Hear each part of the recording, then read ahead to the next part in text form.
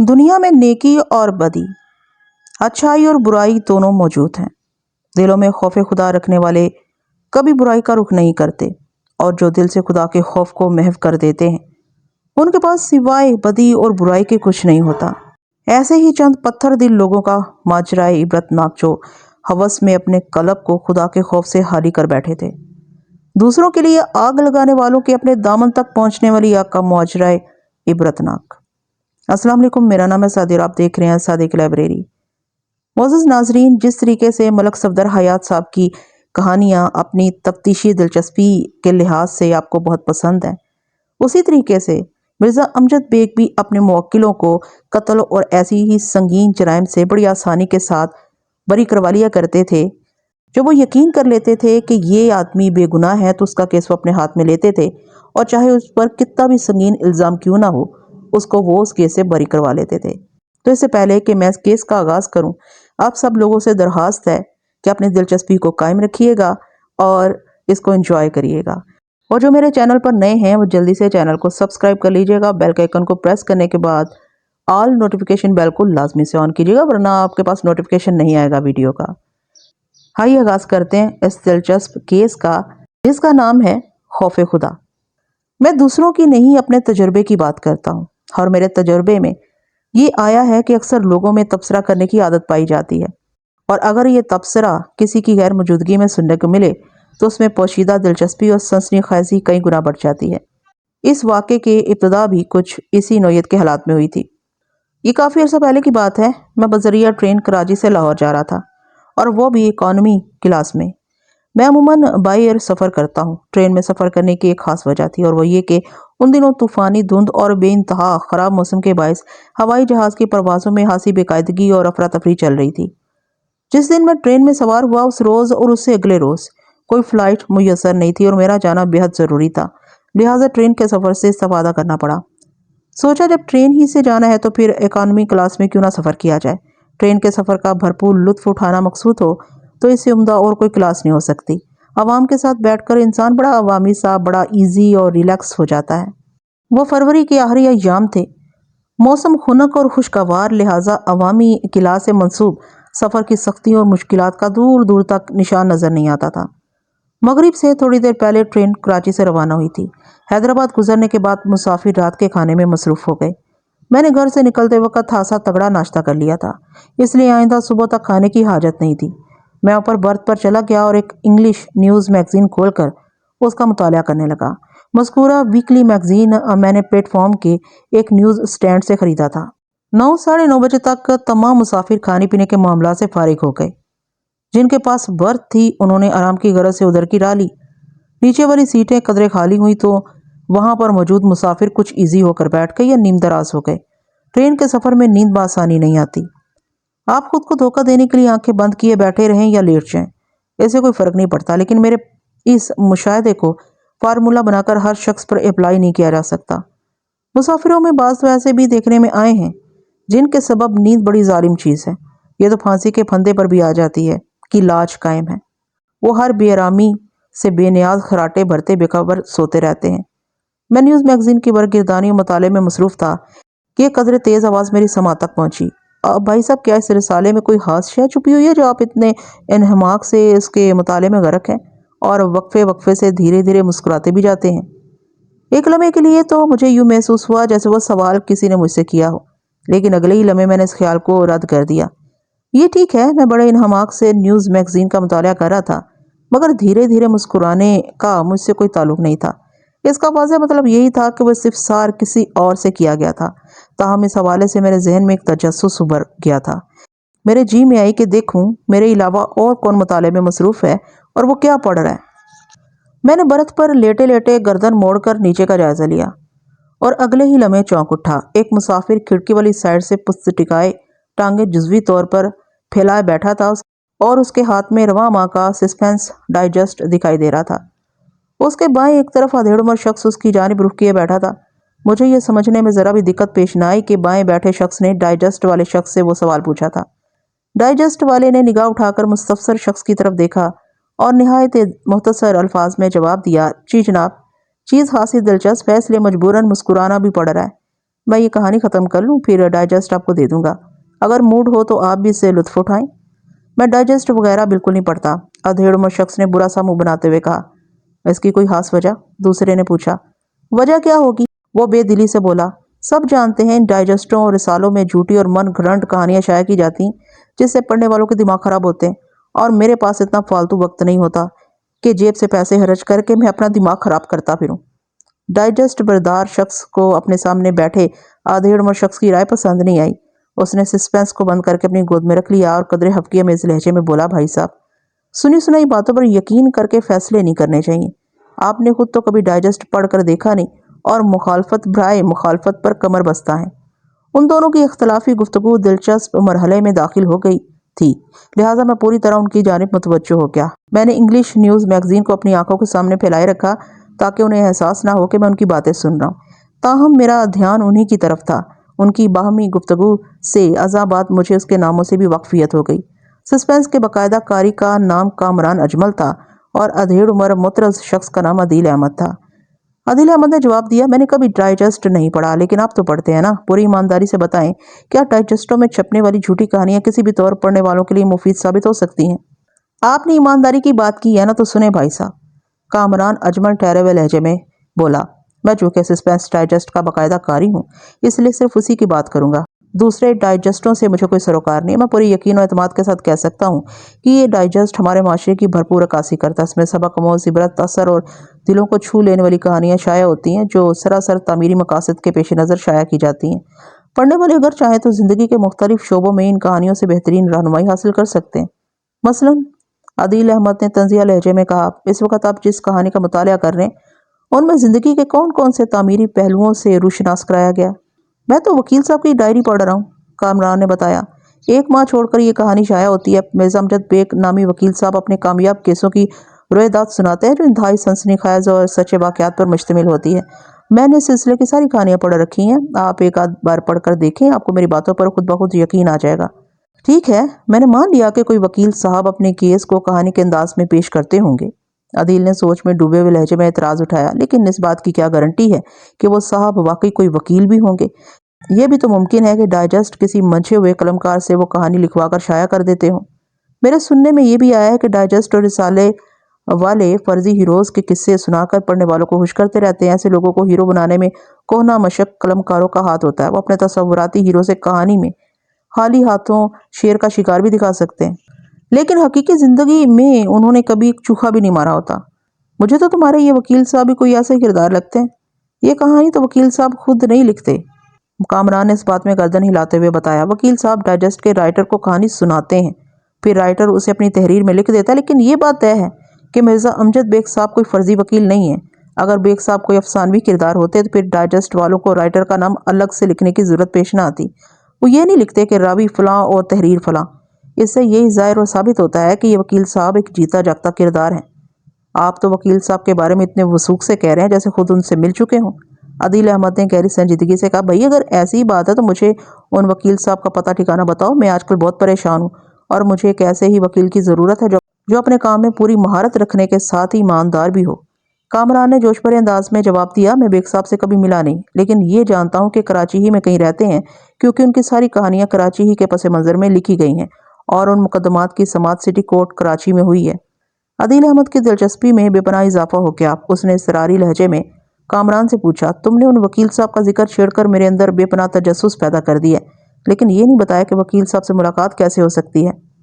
मैं बेग साहब के पते ठिकाने से तो वाकिफ़ नहीं हूँ, कामरान ने सरसरी से लहजे में कहा। अलबत्ता मेरा ख्याल है कि 2 मकामात से उनके बारे में मालूमात हासिल की जा सकती हैं। कौन से 2 मकामात? अदील ने इसरारी अंदाज में पूछा। पहले नंबर पर तो सस्पेंस डाइजेस्ट का दफ्तर है, कामरान ने ठहरे हुए लहजे में बताया, और दूसरी जगह सिटी कोर्ट है। उस डाइजेस्ट में दफ्तर का एड्रेस और फ़ोन नंबर वगैरह भी शाया होता है। आप वहां जाकर या रब्ता करके मालूमात हासिल कर सकते हैं, या फिर सिटी कोर्ट से भी उनके बारे में मालूम किया जा सकता है। ठीक है भाई, अदील अहमद ने गहरी संजीदगी से इस बात में गर्दन हिलाते हुए कहा। अभी तो मैं अपने बड़े भाई से मिलने सादिकाबाद जा रहा हूँ। कराची वापस आकर मैं सबसे पहले उन बेग साहब को तलाश करने की कोशिश करूंगा। कितनी पुरतजस्सुस और दिलचस्प सूरत हाल थी। अदील अहमद जिस शख्स को तलाश करने की बात कर रहा था, वो उससे चंद इंच की दूरी पर बर्थ पर लेटा उसकी बातें सुन रहा था, यानी मैं मिर्ज़ा अमजद बेग एडवोकेट। میرے فین مسٹر کامران اجمل کے وہم و گمان میں بھی نہیں ہوگا کہ میں اس وقت اس کے کتنے قریب موجود ہوں۔ اگر میں خود کو ان پر ظاہر کر دیتا تو ممکن ہے انہیں یقین نہ آتا، اور اگر یقین آ جاتا تو سمجھو پھر میری خیر نہیں تھی۔ میں اپنے ضبط کی تعریف نہیں کر رہا، لیکن میں نے یہی فیصلہ کیا کہ خود کو ظاہر نہیں ہونے دوں گا۔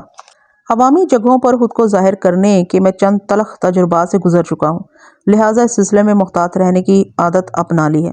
اگلی کسی کہانی میں مذکورہ تجربات کی تفصیل بیان کروں گا۔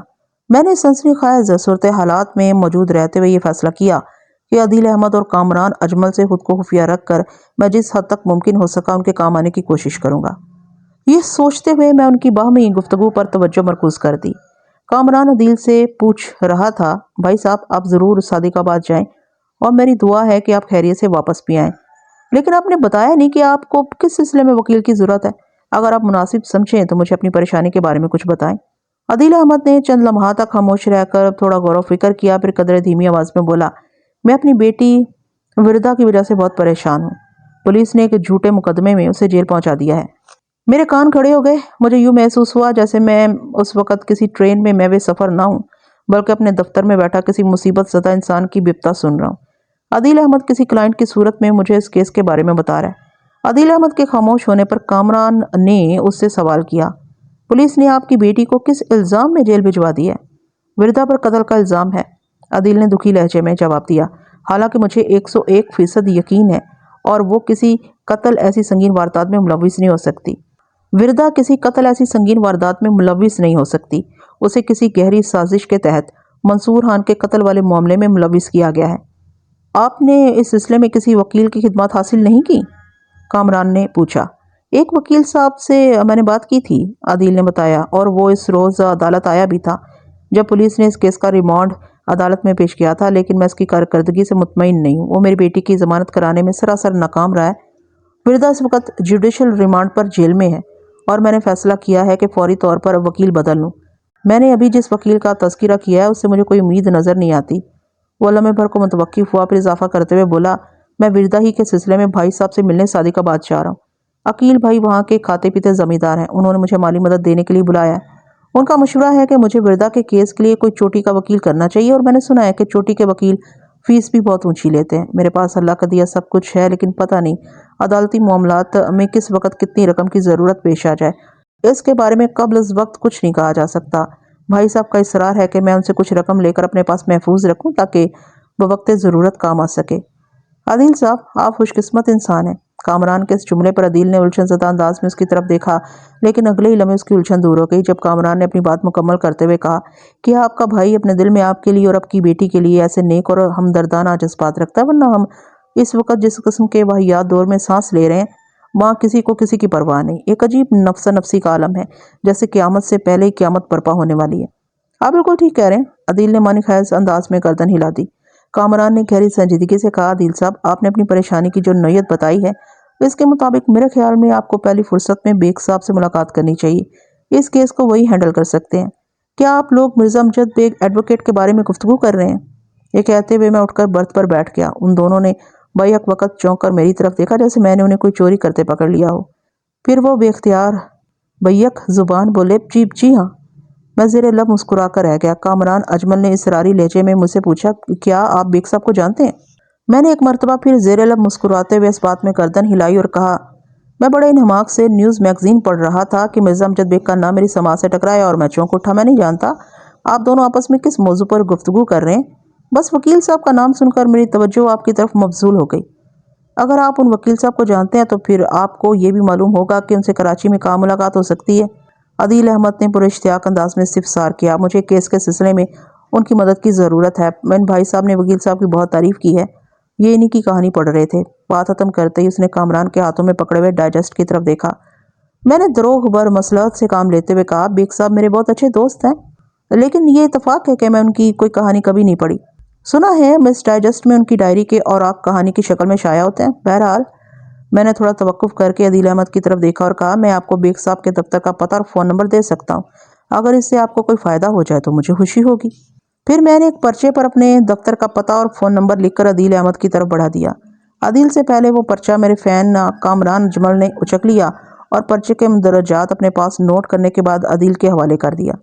عدیل نے تہہ دل سے میرا شکریہ ادا کیا میں نے ان کی جانب سے توجہ ہٹائی اور دوبارہ نیوز میگزین کے مطالعے میں مصروف ہو گیا۔ میں جانتا ہوں کہ اس گیم میں نے بڑی حد تک جھوٹ سے کام لیا تھا، لیکن آپ اسے میری مجبوری یا مصلحت کا تقاضا سمجھ لیں۔ بہرحال میں نے عدیل احمد کا کام کر دیا تھا۔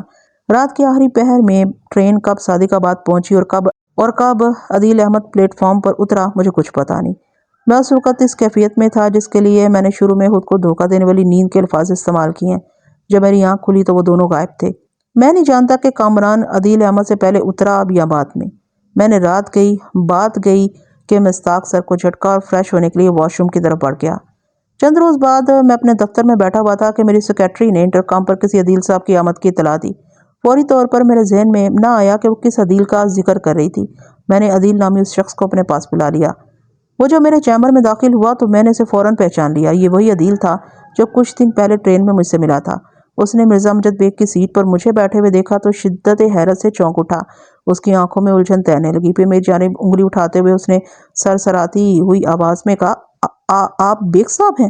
جی میں ہی مرزا امجد بیگ ہوں۔ میں نے پیشہ ورانہ مسکراہٹ سے اس کا استقبال کیا اور اپنی میز کے سامنے بچھی کرسیوں کی طرف اشارہ کرتے ہوئے کہا، بیٹھیں عدیل صاحب۔ وہ جھجکتے ہوئے ایک کرسی کھینچ کر بیٹھ گیا اور بے یقینی سے میری جانب دیکھتے ہوئے بولا، میں الجھ کر رہ گیا ہوں۔ آنکھوں سے دیکھ کر بھی اعتبار نہیں آ رہا، لیکن آپ کو اس دفتر میں موجود پا کر یہی خیال ہو رہا ہے کہ آپ ہی مرزا امجد بیگ ایڈوکیٹ ہیں، لیکن ٹرین میں آپ نے وہ سب کسی مصلحت کی بنا پر تھا۔ میں نے اس کا جملہ مکمل ہونے سے پہلے ہی کہا، بہرحال آپ سنائیں کہ صادق آباد سے کب واپسی ہوئی؟ 2 روز پہلے، اس نے جواب دیا، تاہم لہجے کی الجھن پوری طرح رفع نہیں ہوئی تھی۔ میں نے قدرے دوستانہ انداز میں استفسار کیا، سنائیں ادھر صادق آباد میں آپ کے زمیندار بھائی کے کیا حال ہیں؟ ویسے دفتر میں دیکھ کر مجھے اس بات کا اندازہ تو ہو گیا ہے کہ آپ نے اپنی بیٹی کا کیس مرزا امجد بیگ کو یعنی مجھے دینے کا فیصلہ کر لیا ہے۔ اس نے نہایت ہی مختصر الفاظ میں مجھے اپنے بھائی کی خیریت سے آگاہ کیا، پھر کیس کا سلسلے میں بتانے لگا، بیگ صاحب آپ کا اندازہ بالکل درست ہے۔ میں چاہتا ہوں یہ کیس آپ ہی ہینڈل کریں، اس لیے آپ سے درخواست ہے کہ سب سے پہلے آپ مجھے اپنی فیس کے بارے میں بتا دیں۔ فیس تو ظاہر ہے میں آپ سے پوری ہی لوں گا، لیکن اس حوالے سے بعد میں بات ہوگی۔ میں نے رف پیڈ اور قلم سنبھالتے ہوئے پیشہ ورانہ انداز میں کہا، پہلے آپ مجھے کیس کے بارے میں تفصیل سے بتائیں، میں سمجھنا چاہتا ہوں آپ کی بیٹی کو کن حالات میں منظور خان کے قتل کے الزام میں جیل بھیجا گیا ہے۔ اس کے بعد ہی میں کوئی حتمی بات کر سکوں گا۔ ایک بات کی وضاحت کر دوں کہ اس رات ٹرین کے سفر کے دوران میں جب میں نے خود کو مرزا امجد بیگ کے دوست کی حیثیت سے متعارف کروایا تھا تو ہم تینوں میں منصور خان مرڈر کیس کے حوالے سے مختصر سی بات چیت ہوئی تھی، لہٰذا میں ابھی اسی تناظر میں بات کر رہا تھا۔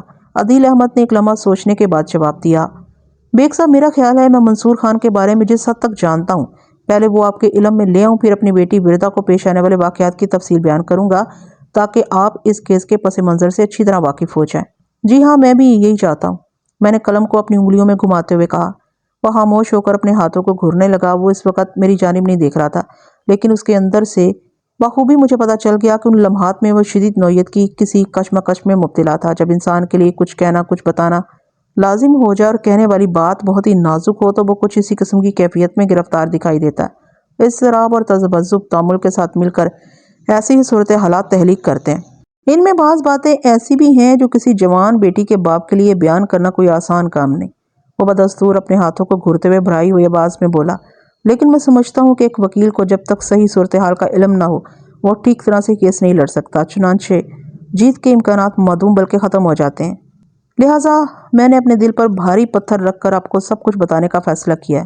میں آپ کے خیالات سے پوری طرح متفق ہوں عدیل صاحب، میں نے اس بات میں گردن ہلاتے ہوئے کہا، اسی لیے میں ہمتن گوش ہوں، آپ اطمینان رکھیں، وردا میرے لیے بھی بیٹی جیسی ہے، ہمارے درمیان ہونے والی باتیں کسی تیسرے تک نہیں پہنچیں گی، آپ شروع ہو جائیں۔ اور وہ شروع ہو گیا۔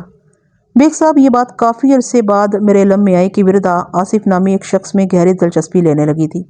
آپ اسے میری نالائکی سمجھ لیں یا کاروباری مجبوری، میں صبح سے رات تک اس طرح اپنے کام میں مصروف رہتا ہوں کہ گھریلو معاملات پر زیادہ توجہ دینے کا موقع نہیں ملتا۔ وردا بہت ہی حساس اور جذباتی لڑکی ہے۔ عدیل احمد مجھے منصور خان مرڈر کیس کے پس منظر سے آگاہ کر رہا تھا اور میں پوری توجہ سے اسے سن رہا تھا۔ اس کے ساتھ ہی میں رف پیڈ پر اہم اور ضروری نکات بھی نوٹ کرتا جا رہا تھا۔ اس کی داستان کے اختتام سے پہلے ہی میں یہ فیصلہ کر چکا تھا کہ میں اس کیس کو ضرور ہینڈل کروں گا۔ اس روز عدیل نے مجھے جو کچھ بتایا میں اس کہانی میں سے فروئی اور غیر متعلق باتوں کو حذف کر کے خلاصہ آپ کی خدمت میں پیش کرتا ہوں تاکہ عدالتی کارروائی سے قبل آپ بھی اس کیس کے پس منظر سے بخوبی واقف ہو جائیں۔ واضح رہے کہ عدیل احمد نے مجھے جو واقعات سنائے ان میں کوئی خاص ترتیب نہیں تھی، میں انہیں ایک ترتیب سے آپ تک پہنچا رہا ہوں۔ اس میں بہت سی باتیں مجھے بعد میں پتہ چلی تھیں، لیکن داستان کے تسلسل کو قائم رکھنے کے لیے میں نے انہیں بھی شامل کر لیا۔ اسی طرح بعض باتیں میں نے دانستہ چھپا لی جن کا ذکر عدالتی کارروائی کے دوران میں مناسب موقع پر کیا جائے گا تاکہ کہانی میں تجسس اور سنسنی خیزی آخر تک قائم رہے اور آپ کی دلچسپی کو ایک لمحے کے لیے بھی ماند نہ پڑنے دے۔ عدیل احمد کی عمر 50 کے آس پاس تھی، یہی کوئی 1 سال کم یا 1 سال زیادہ ہوگی۔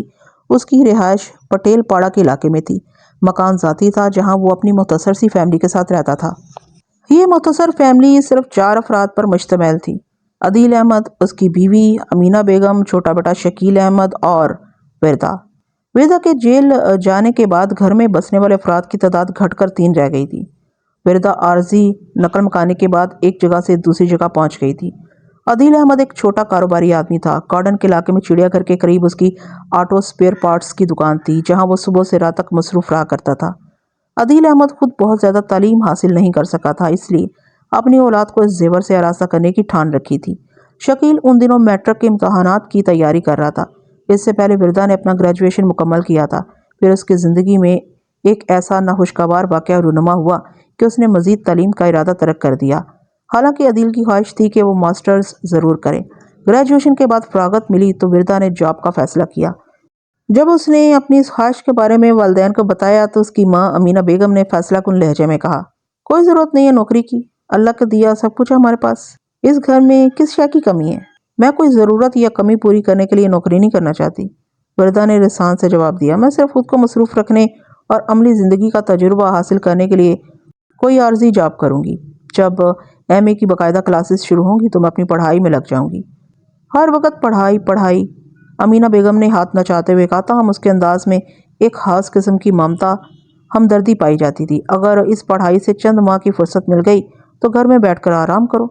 بھائی تم بچی کو خواہ مخواہ کیوں پریشان کر رہی ہو؟ عدیل احمد نے بیٹی کی حمایت کرتے ہوئے کہا، چند ماہ کی تو بات ہے، اسے اپنا شوق پورا کر لینے دو۔ وردا نے باپ کو اپنا حامی پایا تو امینہ بیگم سے کہا، امی آپ کیوں فکر کرتی ہیں؟ میں کوئی آسان سی اور صاف ستھری جاب کروں گی۔ اخبارات میں پڑھے لکھے لوگوں کے لیے مناسب جابز کے اشتہارات شائع ہوتے رہتے ہیں۔ میں ابو کے مشورے ہی سے کسی جاب کا انتخاب کروں گی۔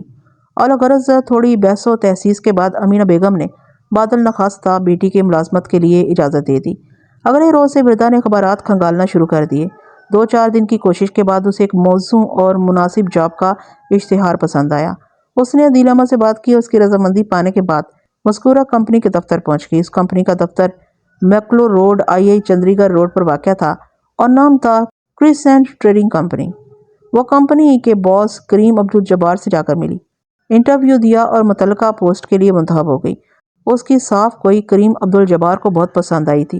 وردا نے انٹرویو ختم ہونے پر بڑے واضح الفاظ میں کہا تھا، سر میں غلط بیانی کر کے کوئی مراد یا فائدہ حاصل کرنے کی قائل نہیں ہوں۔ آپ نے مجھے اس پوسٹ کے لیے منتخب تو کر لیا ہے، لیکن میں جوائننگ سے پہلے یہ واضح کر دوں کہ میں عارضی طور پر جاب کرنے کا ارادہ رکھتی ہوں۔ گریجویشن کے اختتام اور ماسٹرز کے آغاز میں فرصت کے جو چند ماہ ہیں، میں اس عرصے میں عملی زندگی کے تجربات اور مشاہدات کے خاطر ملازمت کرنے کے لیے گھر سے نکلی ہوں۔ جیسے ہی میری ایم اے کی کلاسز شروع ہوں گی مجھے یہ جاب چھوڑ کر جانا ہوگا۔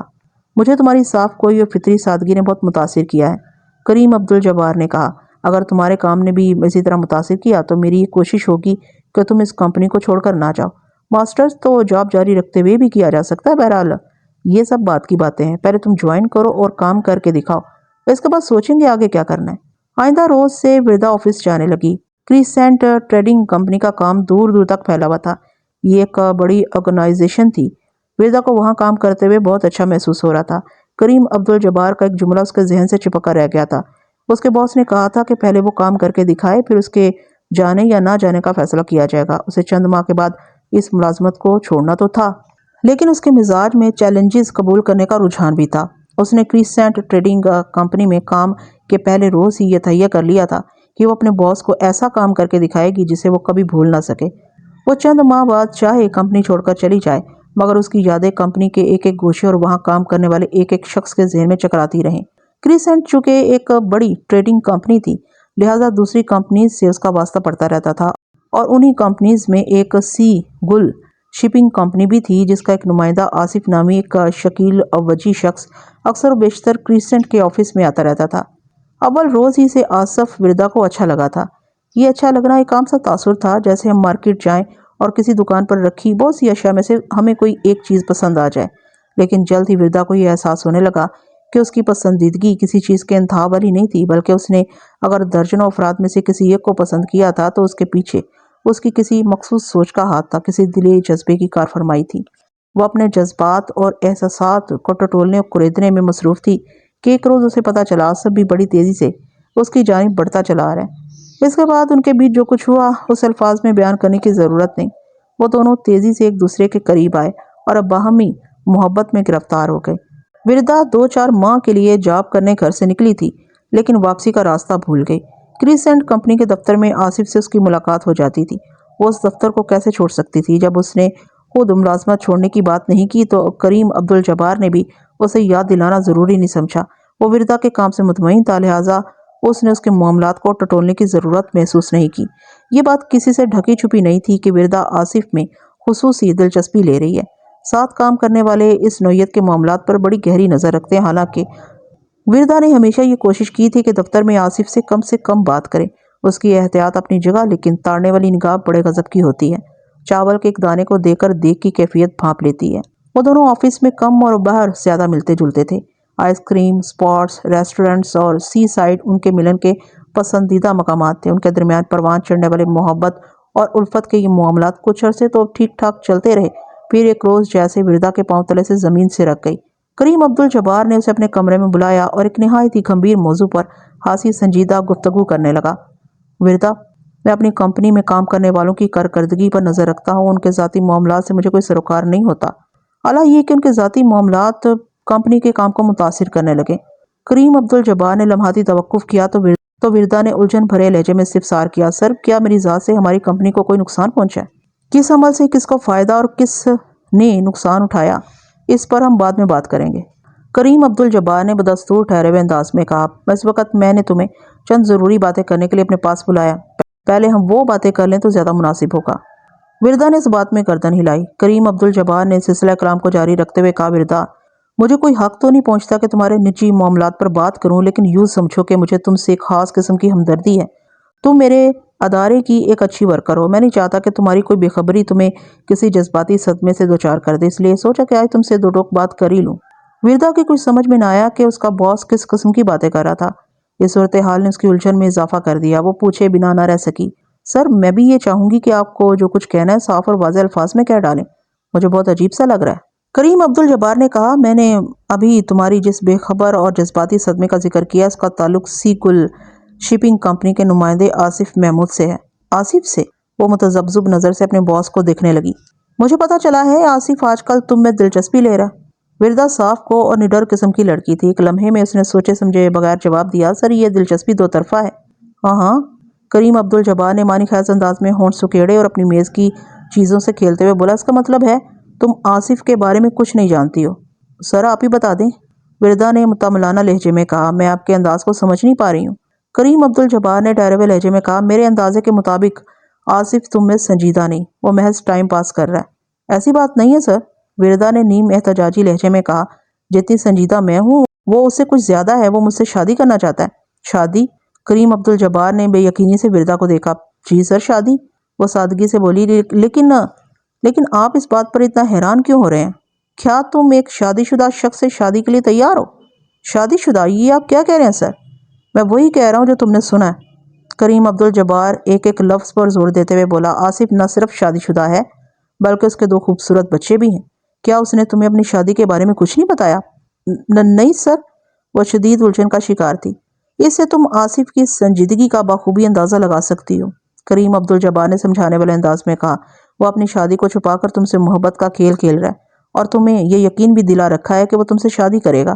آپ تو تم اچھی طرح سمجھ گئی ہوگی کہ میں نے تمہیں کیا بتانے کے لیے اپنے پاس بلایا۔ سر آپ تجربے کار، جہاندیدہ اور میرے لیے قابل اعتبار انسان ہیں، لہٰذا میں سمجھتی ہوں آپ نے کوئی غلط بیانی نہیں کی ہوگی۔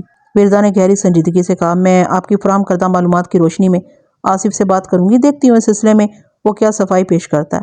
اگر وہ حقائق سے انکار کرنے کی کوشش کرے تو تم اسے کہہ سکتی ہو اس کی شادی کے بارے میں نے تمہیں بتایا، پھر وہ اس حقیقت کو جھٹلا نہیں سکے گا۔ ٹھیک ہے سر، آپ کا حوالہ خاصا معتبر رہے گا۔ وردا سوال و جواب کے سیشن میں خاصی معقولیت کا مظاہرہ کر رہی تھی۔ لیکن دل سے اس کی خواہش یہی تھی کہ کریم عبدالجبار کا کہا غلط ثابت ہو اور آصف ویسا ہی نکلے جیسا وہ اسے سمجھ رہی ہے۔ یہ صرف وردا ہی کا نہیں بلکہ ہر محبت کرنے والے، ہر اعتماد کرنے والے شخص کا مسئلہ ہے کہ اس کی نظر میں جو بھی معتبر ہو وہ اس میں کوئی کمی، کوئی خامی یا کوئی کجی دیکھنے کا روادار نہیں ہوتا۔ وہ اپنی محبت، اپنے اعتبار کو ہر زاویے سے بے داغ اور مکمل دیکھنے کا خواہاں ہوتا ہے۔ کریم عبدالجبار نے آخر میں بڑے نکتے کی بات کی۔ یہ بھی ہو سکتا ہے جب اسے معلوم ہو تم اس کی حقیقت سے آگاہ ہو چکی ہو تو وہ تم سے دوسری شادی کی بات کرے۔ اس کے ایسے کسی جھانسے میں نہ آنا، ایسا ہونا ناممکنات میں سے ہے۔ سر میں کچھ سمجھی نہیں، وردا تشویش بھرے لہجے میں بولی۔ میں سمجھاتا ہوں، آصف اس وقت جو کچھ بھی ہے وہ اپنی بیوی شبانہ کی وجہ سے ہے۔ گھر، گاڑی، عیش و آرام اور شاندار جاب، سب شبانہ کی رہنے منت ہے۔ شاید تمہیں یہ بات معلوم نہیں کہ شبانہ سی گل شپنگ کمپنی کے ایک ڈائریکٹر کی بیٹی ہے اور اسی ڈائریکٹر کے بلبوتے پر آصف نے اتنی ترقی کی ہے۔ وردا شدت حیرت سے آنکھیں پھاڑے اس کا منہ دیکھ رہی تھی۔ کریم عبدالجبار نے اپنی بات مکمل کرتے ہوئے کہا، میں نے جو کہا ہے نا کہ آصف کی دوسری شادی ناممکنات میں سے ہے، تو اس کا واضح مطلب یہی ہے کہ وہ آج جو کچھ بھی ہے وہ شبانہ ہی کی وجہ سے ہے۔ ایک طفیلیہ دوسری شادی ایسے فیصلے کی استطاعت رکھنے کی پوزیشن میں کبھی نہیں ہوتا۔ ٹھیک ہے سر، میں آصف سے بات کر کے دیکھتی ہوں، وردا نے فیصلہ کن لہجے میں کہا۔ بہرحال اتنی اہم اور سنسنی خیز معلومات فراہم کرنے پر میں آپ کی شکر گزار ہوں۔ وہ تمہارے پوچھنے پر جو کچھ بھی کہے وہ مجھے آ کر بتانا، کریم عبدالجبار نے اپنائیت بھرے لہجے میں کہا۔ وردا نے اس کی ہدایت پر عمل کرنے کا وعدہ کیا اور اپنے باس کے کمرے سے نکل آئی۔ 2 روز بعد وہ آصف کے ساتھ ساحل سمندر کے ایک پرسکون اور الگ تھلگ گوشے میں موجود تھی۔ ان کے درمیان جب محبت بھری رسمی باتیں ہو چکیں تو وردا نے ایک دم سنجیدہ ہوتے ہوئے اس سے کہا، آصف تم نے مجھے کبھی اپنی نجی زندگی کے بارے میں کچھ نہیں بتایا، جبکہ میں تمہیں اپنی فیملی کے بارے میں پوری تفصیل سے بتا چکی ہوں۔ آصف نے چونک کر اس کی طرف دیکھا اور ٹٹولنے والے انداز میں بولا، میرا خیال ہے کہ آج تک تم نے مجھ سے جو بھی سوال کیا ہے میں نے اس کا مناسب جواب دیا ہے۔ میں سمجھ نہیں پا رہا ہوں کہ تم اس قسم کی باتیں کیوں لے بیٹھی ہو۔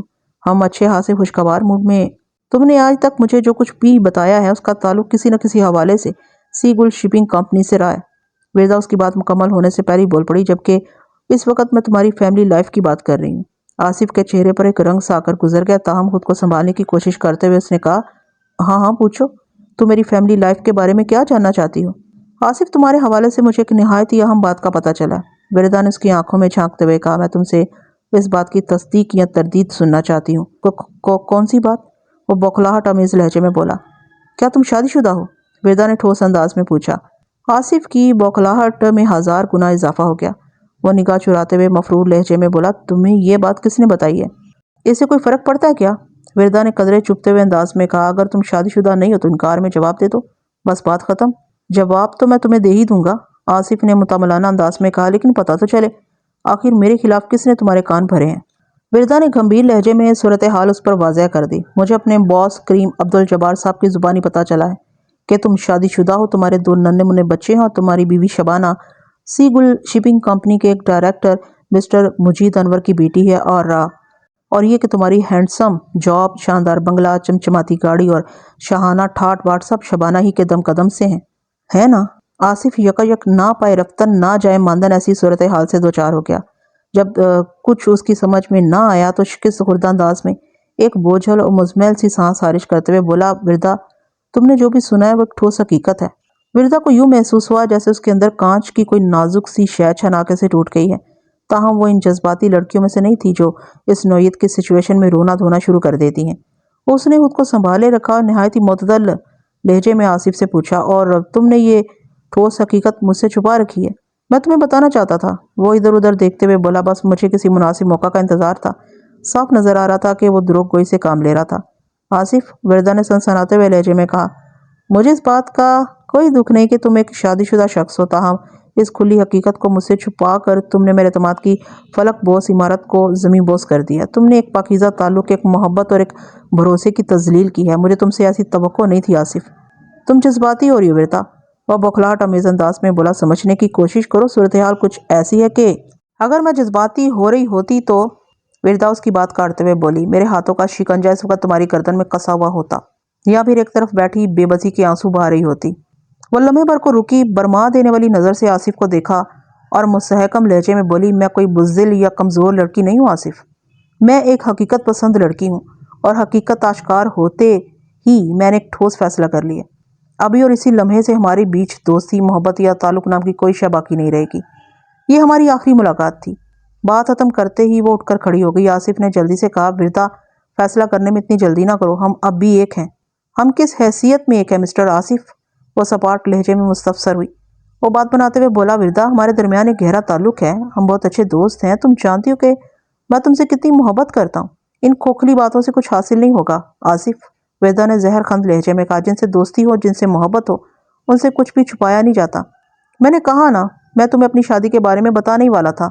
وہ وردا کے اعتماد کو بحال کرنے کی آخری کوشش کرتے ہوئے بولا، مجھے تم سے محبت ہے وردا، یقین کرو، میں تم سے شادی کرنے کے لیے سنجیدہ ہوں۔ اور تمہارے بیوی بچوں کا کیا ہوگا؟ وردا نے تیکھے انداز میں سوال کیا۔ کیا شبانہ سوتن اور تمہارے دونوں بچے کسی سوتیلی ماں کو برداشت کر لیں گے؟ ہماری شادی کا انہیں پتہ نہیں چلے گا۔ وہ دھیمی آواز میں بولا، یعنی تم چھپ کر مجھ سے شادی کرنا چاہتے ہو؟ ہماری شادی چھپ کر نہیں ہوگی، وہ سمجھانے والے انداز میں بولا۔ بس شبانہ اور اس کے خاندان والوں کو اس شادی کی کوئی خبر نہیں ہوگی۔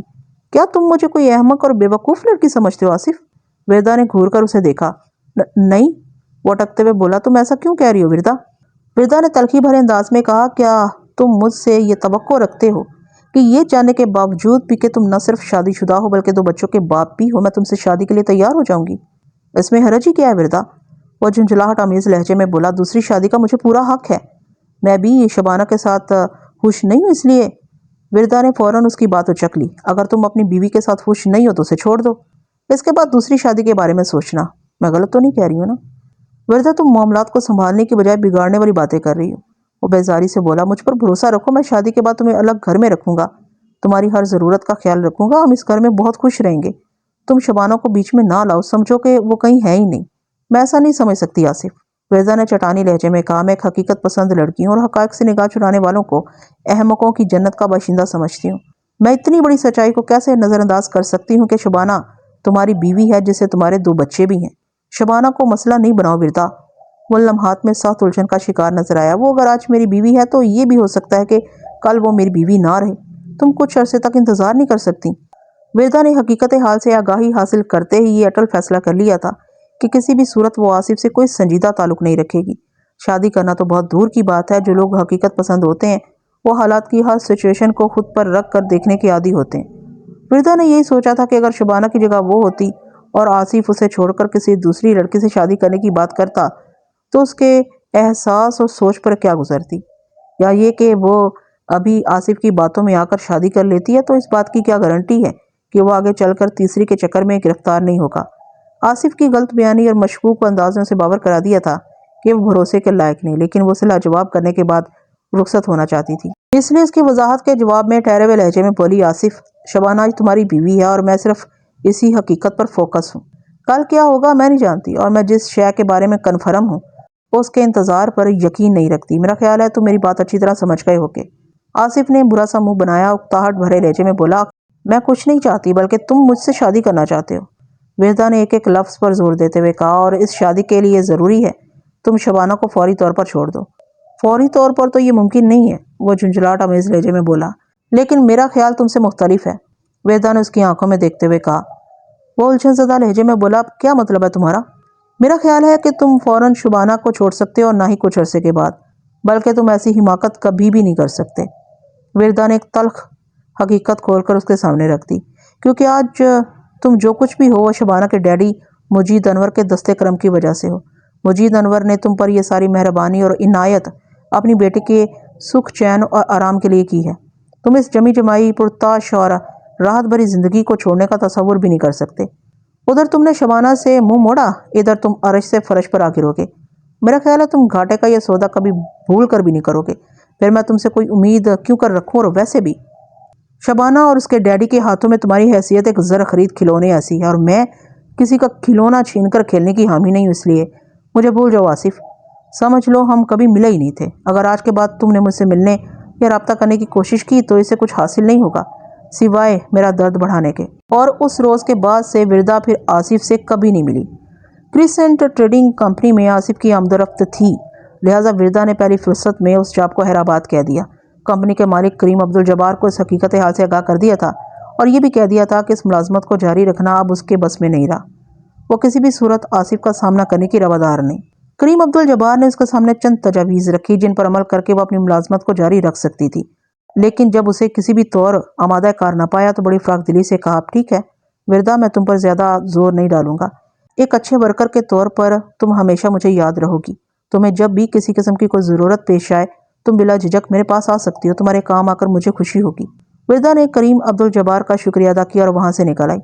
ابتدا میں آصف نے اسے رابطہ کرنے کی بھرپور کوشش کی، وہ وردا کے گھر سے بھی واقف تھا، لیکن وردا نے اپنی ذات کے سامنے نو لفٹ کا بورڈ آویزاں رکھا۔ آخر تھک ہار کر آصف مایوس ہو گیا اور اس نے وردا کا پیچھا چھوڑ دیا۔ اس دوران میں ماسٹرز کی کلاسز بھی شروع ہو چکی تھیں۔ وردا نے کوشش کر کے اپنی پڑھائی کا سلسلہ بحال کیا اور کتابوں میں ڈوب کر اس غم کو فراموش کر دیا جو آصف کی غلطی کے باعث اسے ملا تھا۔ وردا کے گھر والے اس معاملے سے قطعی ناواقف تھے، اس لیے بھی بات نبھ گئی اور خود کو سنبھالنے میں وردا کو زیادہ دشواری کا سامنا نہیں کرنا پڑا۔ 2 سال پر لگا کر اڑ گئے۔ وردا تعلیم سے فارغ ہوئی تو والدین کو اس کی شادی کے خیال نے ستایا۔ انہی دنوں اس کے لیے ایک اچھا رشتہ بھی آ گیا۔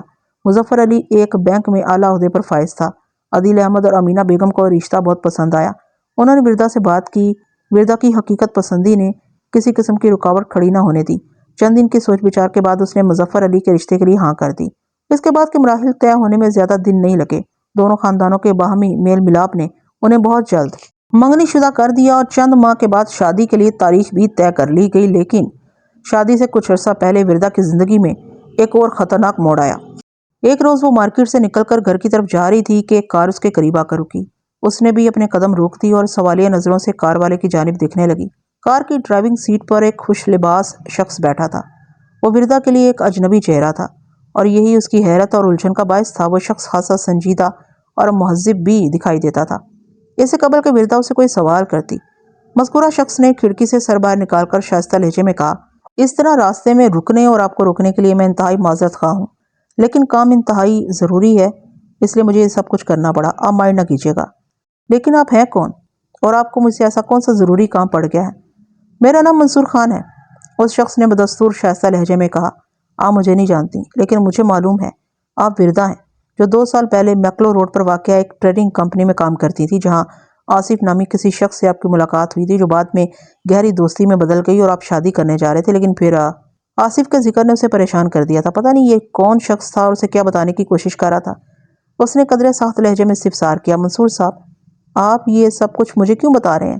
دراصل وہ زیر لب مسکراتے ہوئے مکاری سے بولا، آصف اور آپ کے حوالے سے میرے پاس کچھ یادگار چیزیں ہیں جو میں آپ کو دکھانا چاہتا ہوں۔ میں نے کافی عرصے سے انہیں سنبھال کر رکھا اور میں سمجھتا ہوں اب موقع آ گیا کہ میں ان نادر اشیاء کو آپ کی خدمت میں پیش کروں۔ ان کی صحیح قدرداں آپ ہی ہو سکتی ہیں۔ مجھے آصف اور اسے متعلق کسی بھی چیز سے کوئی دلچسپی نہیں ہے، وردا نے کھرے پن سے کہا، اس لیے آپ ان یادگار اشیاء کو اپنے پاس سنبھالے رکھیں۔ وردا یہ سمجھنے سے قاصر تھی کہ منصور خان آصف اور اس سے متعلق کن اشیاء کا ذکر کر رہا تھا۔ وہ آخر تھا کون اور یوں اچانک اس کے سامنے کیوں آ گیا تھا؟ میڈم، منصور نے گہری سنجیدگی سے کہا، آپ ان اشیاء کو ایک نظر دیکھ لیں تو یقیناً آپ کو گہری دلچسپی پیدا ہو جائے گی۔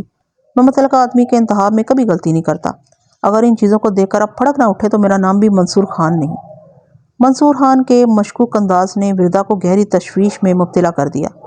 اس کا اعتماد ظاہر کرتا تھا کہ معاملہ سنگین نوعیت کا حامل ہے، ورنہ وہ اس طرح روک کر اس سے بات نہ کرتا۔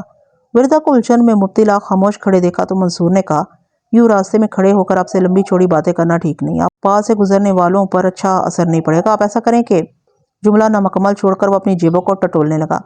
وردا کو اس بات سے قدرے اطمینان ہوا کہ منصور کو اس کی پوزیشن کا خیال تھا۔ ویسے ایک بات تھی کہ منصور کے انداز اور انکشاف نے اس کے اندر ایک نامعلوم سا تجسس ابھارا تھا۔ وہ خود اس بات کی متمنی تھی کہ دیکھیے منصور اسے کون سی یادگار اور نادر اشیاء دکھانا چاہتا ہے۔ ایک عرصہ ہوا آصف سے اس کا رابطہ نہیں ہوا تھا۔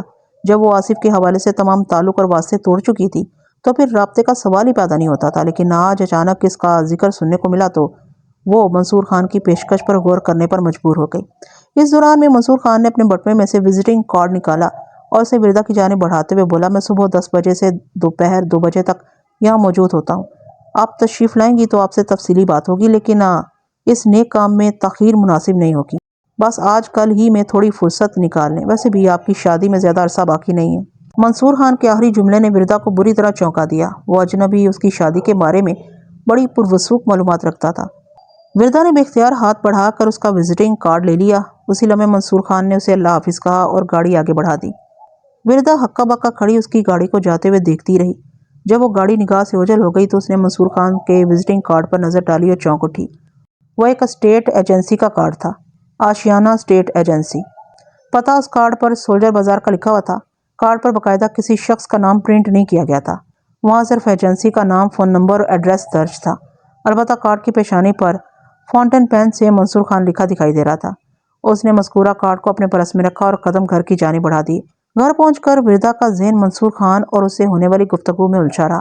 اس نے اس واقعے کے بارے میں اپنے گھر والوں سے کوئی ذکر نہیں کیا۔ وہ انہیں بتاتی بھی تو کیا بتاتی؟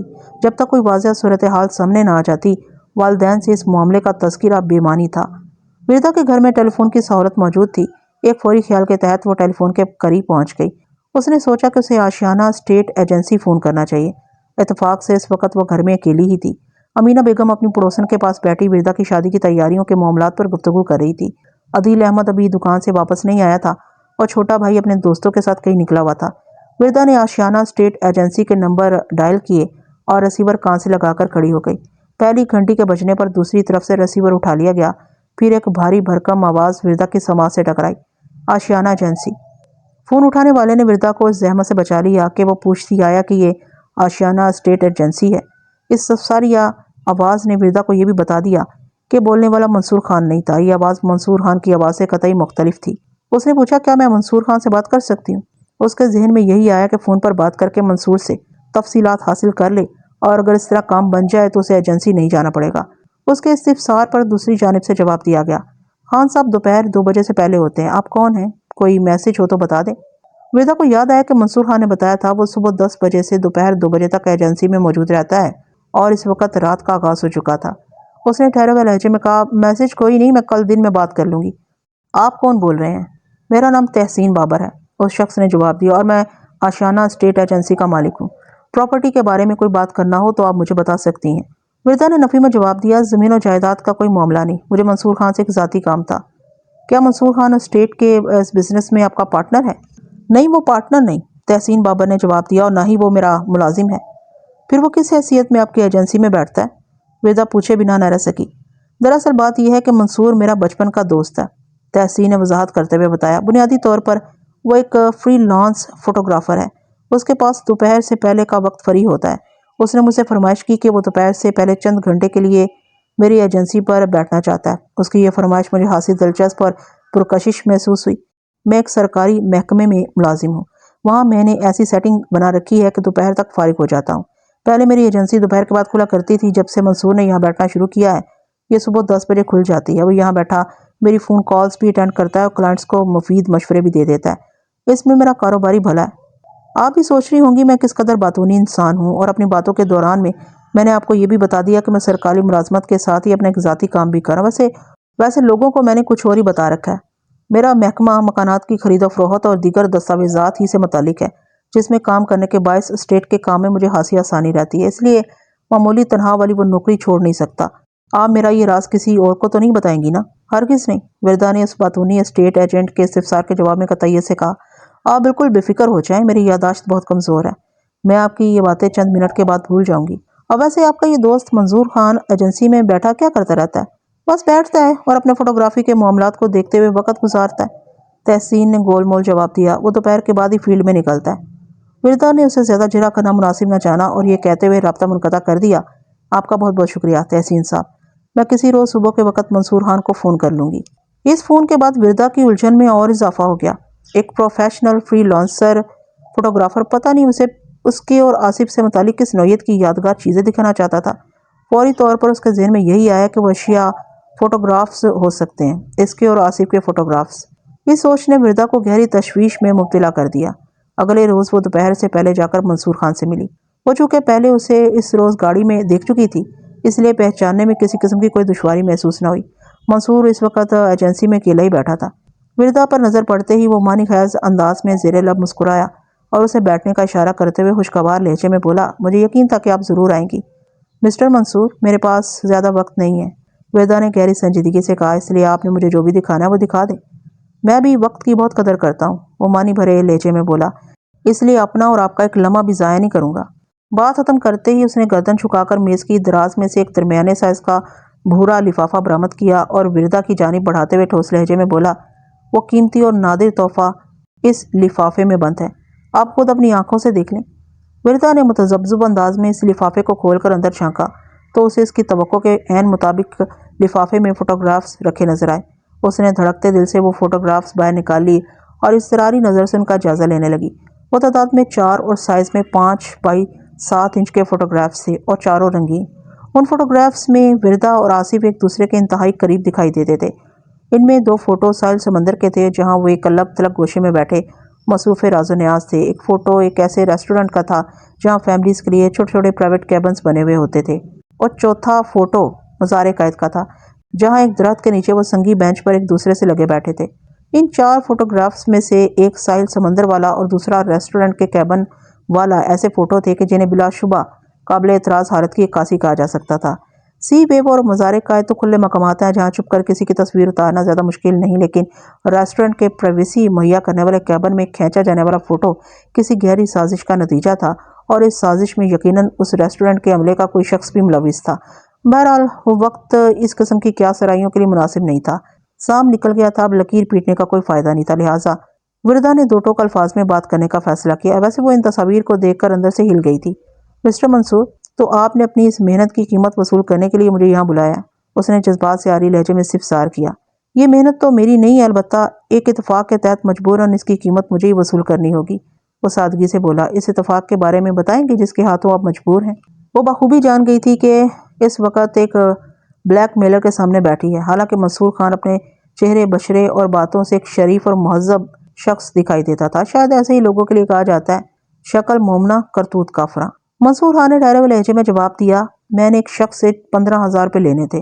میں مذکورہ شخص کا نام ظاہر نہیں کروں گا۔ بہرحال میں نے اس سے اپنی رقم کا مطالبہ کیا تو وہ مہینے 2 مہینے کی بات کرنے لگا۔ مجھے فوری رقم کی ضرورت ہے، لہٰذا اس نے مجھ سے کہا کہ وہ مجھے اپنی محنت دے دیتا ہے۔ میں اگر چاہوں تو متعلقہ افراد کے ہاتھوں یہ محنت فروخت کر کے اپنی رقم حاصل کر سکتا ہوں۔ اس نے یہ 4 تصویریں مجھے دیتے ہوئے آپ دونوں یعنی آپ کے اور آصف کے حوالے سے ضروری معلومات بھی فراہم کر دی ہیں۔ میں نے آپ دونوں کے بارے میں تھوڑا غور و فکر کیا تاکہ یہ فیصلہ کر سکوں کہ ان تصاویر کی فروخت کے لیے مجھے آپ دونوں میں سے کس کی جانب رخ کرنا چاہیے، اور پھر میں آپ کے حق میں فیصلہ کر لیا۔ اس کی بھی ایک خاص وجہ ہے۔ اس نے ایک مرتبہ پھر لمحاتی توقف کیا، اپنی بات مکمل کرتے ہوئے بولا، آصف شادی شدہ اور بیوی بچوں والا شخص ہے۔ یہ تصاویر اس کے لیے زیادہ نقصان دہ ثابت نہیں ہو سکتی۔ وہ اگر میرے چکر میں آ بھی گیا تو بھاؤ تاؤ کرے گا اور کم سے کم رقم دینے کو تیار ہوگا، جبکہ تمہارے لیے یہ تصاویر انتہائی خطرناک ہو سکتی ہیں۔ کچھ عرصے کے بعد تمہاری شادی ہونے والی ہے۔ اگر یہ تصویریں تمہارے ہونے والے شوہر مسٹر مظفر نے دیکھ لی تو قیامت برپا ہو سکتی ہے، اور تم یقیناً ایسا نہیں چاہو گی۔ وہ باتوں ہی باتوں میں بڑی صفائی سے آپ سے تم پر آ گیا تھا۔ وردا کو ان لمحات میں معصوم چہرے والے اس شیطان منصور خان سے شدید نفرت محسوس ہوئی۔ اس نے بہت دیکھ بھال کر وردا کی دکھتی رگ پر انگلی رکھی تھی۔ ظاہر ہے وہ یہ نہیں چاہتی تھی کہ ماضی کی کوئی پرچھائی اس کے حال کو متاثر کر دے۔ وہ کیا کوئی بھی معقول لڑکی ایسا نہیں چاہ سکتی تھی۔ وردا منصور کی اس چال کو اچھی طرح سمجھ رہی تھی۔ اس نے اپنے کسی جاننے والے کو خواہاں اس کہانی میں گھسیٹا ہے تاکہ اس کے ہاتھ اور پوزیشن صاف رہیں۔ جو بھی سنے یہ سمجھے کہ اس نے اپنی رقم وصول کرنے کے لیے ایک گھٹیا ہتھ کنڈا استعمال کیا، اور یہ کہ وہ کوئی بلیک میلر نہیں بلکہ تحسین بابر کی زبانی۔ وردا کو منصور کے فوٹوگرافی والے پیشے اور شوق کا پتہ چل چکا تھا۔ اسے یقین تھا کہ یہی بلیک میلر ہے۔ عرصہ پہلے اسی نے ایک سازش کے تحت چھپ چھپا کر اس کی اور آصف کی تصویریں اتاری ہوں گی، اور موقع کا انتظار کر رہا ہوگا کہ کب اپنی محنت کو کیچ کرائے، اور اب ایسا سنہری موقع اس کے ہاتھ لگ ہی گیا تھا۔ وردا کے ذہن میں ایک لمحے کے لیے یہ خیال بھی آیا کہ وہ اس بلیک میلر کا کوئی مطالبہ پورا کرنے کی بجائے اپنے والدین یا پولیس کو اس کے بارے میں سب کچھ سچ سچ بتا دے، لیکن اگلے ہی لمحے اس نے اس سنگین خیال کو بڑی شدت سے ذہن سے جھٹک دیا۔ یہ اس کی نظر میں کیسا عمل ہوتا جس کی باز گشت اگر اس کی ہونے والی سسرال میں کسی بشمول مظفر علی کے کانوں تک پہنچ جاتی تو سب کچھ ختم ہو سکتا تھا۔ وہ ایک مرتبہ پہلے آصف سے دل لگا کر گہری چوٹ کھا چکی تھی، اب اس فریبی شخص کی ذات کے حوالے سے وہ اپنی شادی کے معاملے اور والدین کی عزت کو داؤ پر لگانے کا رسک لینے کو تیار نہیں ہو سکتی تھی۔ اس نے بھی آپ کے تکلف کو سینکڑوں میل دور پھینک کر اپنے سامنے بیٹھے ہوئے شخص کو مخاطب کیا، منصور خان، اس بحث کا کوئی فائدہ نہیں کہ یہ فوٹوگراف تم نے کھینچے تھے یا کسی اور نے۔ میں سمجھ رہی ہوں کہ تم یہ 4 تصاویر میرے ہاتھ فروخت کر کے اپنی رقم مبلغ 15,000 روپے پوری کرنا چاہتے ہو۔ میں صحیح سمجھ رہی ہوں نا؟ ایک حد تک۔ وہ مکاری سے مسکرایا۔ میں یہ فوٹوگراف تمہیں فروخت تو کرنا چاہتا ہوں، لیکن 15 نہیں بلکہ 20,000 روپے میں۔ 15,000 روپے تو میری اصل رقم ہے، اوپر کے 5,000 روپے تو میری اضافی محنت کے سمجھ لو۔ آئندہ 5 منٹ میں ان کے درمیان روایتی بارگنگ ہوئی اور بالآخر 15,000 پر ہی معاملہ ٹھہر گیا۔ وردا نے اس ڈیل کی تکمیل پر کہا، مجھے ان تصاویر کے ساتھ ان کے نیگیٹیوز بھی چاہیے ہوں گے، اور تمہیں یہ یقین بھی دلانا ہوگا کہ اس کے علاوہ تم نے مزید پرنٹس بنوا کر اپنے پاس محفوظ نہیں رکھے۔ میں بہت سچا اور خراب بزنس کرتا ہوں۔ وہ بالفاظ دیگر کھل کر سامنے آ گیا۔ تمہیں یا تو میری بات پر یقین کرنا ہوگا کہ ان 4 فوٹوگراف کے علاوہ دنیا میں ایسے مزید فوٹوگراف موجود نہیں ہیں، یا اگر تم کہو گی تو میں بڑی سے بڑی قسم کھانے کو تیار ہوں، اس لیے تم اگر قسم کھانے کی ضرورت نہیں۔ اگر تم اپنے بزنس میں جھوٹے ہو تو جھوٹی قسم بھی کھا سکتے ہو۔ بہرحال نیگیٹوز کے بارے میں کیا کہتے ہو؟ منصور خان نے کچھ کہنے کی بجائے ایک مرتبہ پھر میز کی دراز میں ہاتھ ڈالا اور نسبتاً ایک چھوٹا سا سفید لفافہ برآمد کرتے ہوئے بولا، 4 نیگیٹوز اس کے اندر موجود ہیں، یہ دیکھو۔ اس نے بات ادھوری چھوڑ کر لفافہ کھولا اور دور سے نیگیٹو وردا کو دکھاتے ہوئے بولا، تصویروں کی طرح یہ نیگیٹو بھی تمہارے ہاتھ میں نہیں دے سکتا۔ اسے تم میری مجبوری سمجھ لو، لیکن یہ میرا وعدہ ہے کہ جب تم 15,000 کی رقم میرے حوالے کر دو گی تو میں تصاویر کے ساتھ ہی یہ نیگیٹوز بھی تمہارے سپرد کر دوں گا، اور اس کے بعد ہم دونوں ایک دوسرے کے لیے ایک اجنبی بن جائیں گے جو کبھی ایک دوسرے کے قریب آنے کی کوشش نہیں کریں گے، اور کبھی اتفاق سے ہمارا سامنا ہو بھی گیا تو ہم ایک دوسرے کو نظر انداز کر کے آگے بڑھ جائیں گے۔ اور ہاں، وہ وردا کے ہاتھوں کی جانب اشارہ کرتے ہوئے بولا، یہ فوٹوگراف مجھے واپس دے دو، ابھی تم نے ان کی قیمت ادا نہیں کی، سیمپل اور ٹریلر اتنا سے ہی کافی ہے۔ وردا کے پاس اس کا مطالبہ پورا کرنے کے سوا کوئی چارہ نہیں تھا، لہٰذا اس نے فوٹوگراف والا بھورا لفافہ اس کی جانب بڑھاتے ہوئے کہا، میں تمہارے لیے 15,000 روپے کا بندوبست کرنے کی کوشش کرتی ہوں، لیکن اس کوشش میں زیادہ تاخیر نہیں ہونی چاہیے۔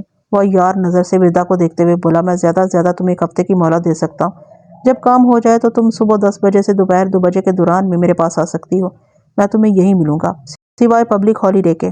اگر تم نے میرے خلاف کسی نوعیت کی قانونی یا غیر قانونی چارہ جوئی کے بارے میں سوچا تو تم میرا کچھ نہیں بگاڑ سکو گی۔ میں کوئی بلیک میلر ہوں اور میں نے تم سے کسی قسم کی کوئی ڈیل کرنے کی کوشش کی ہے؟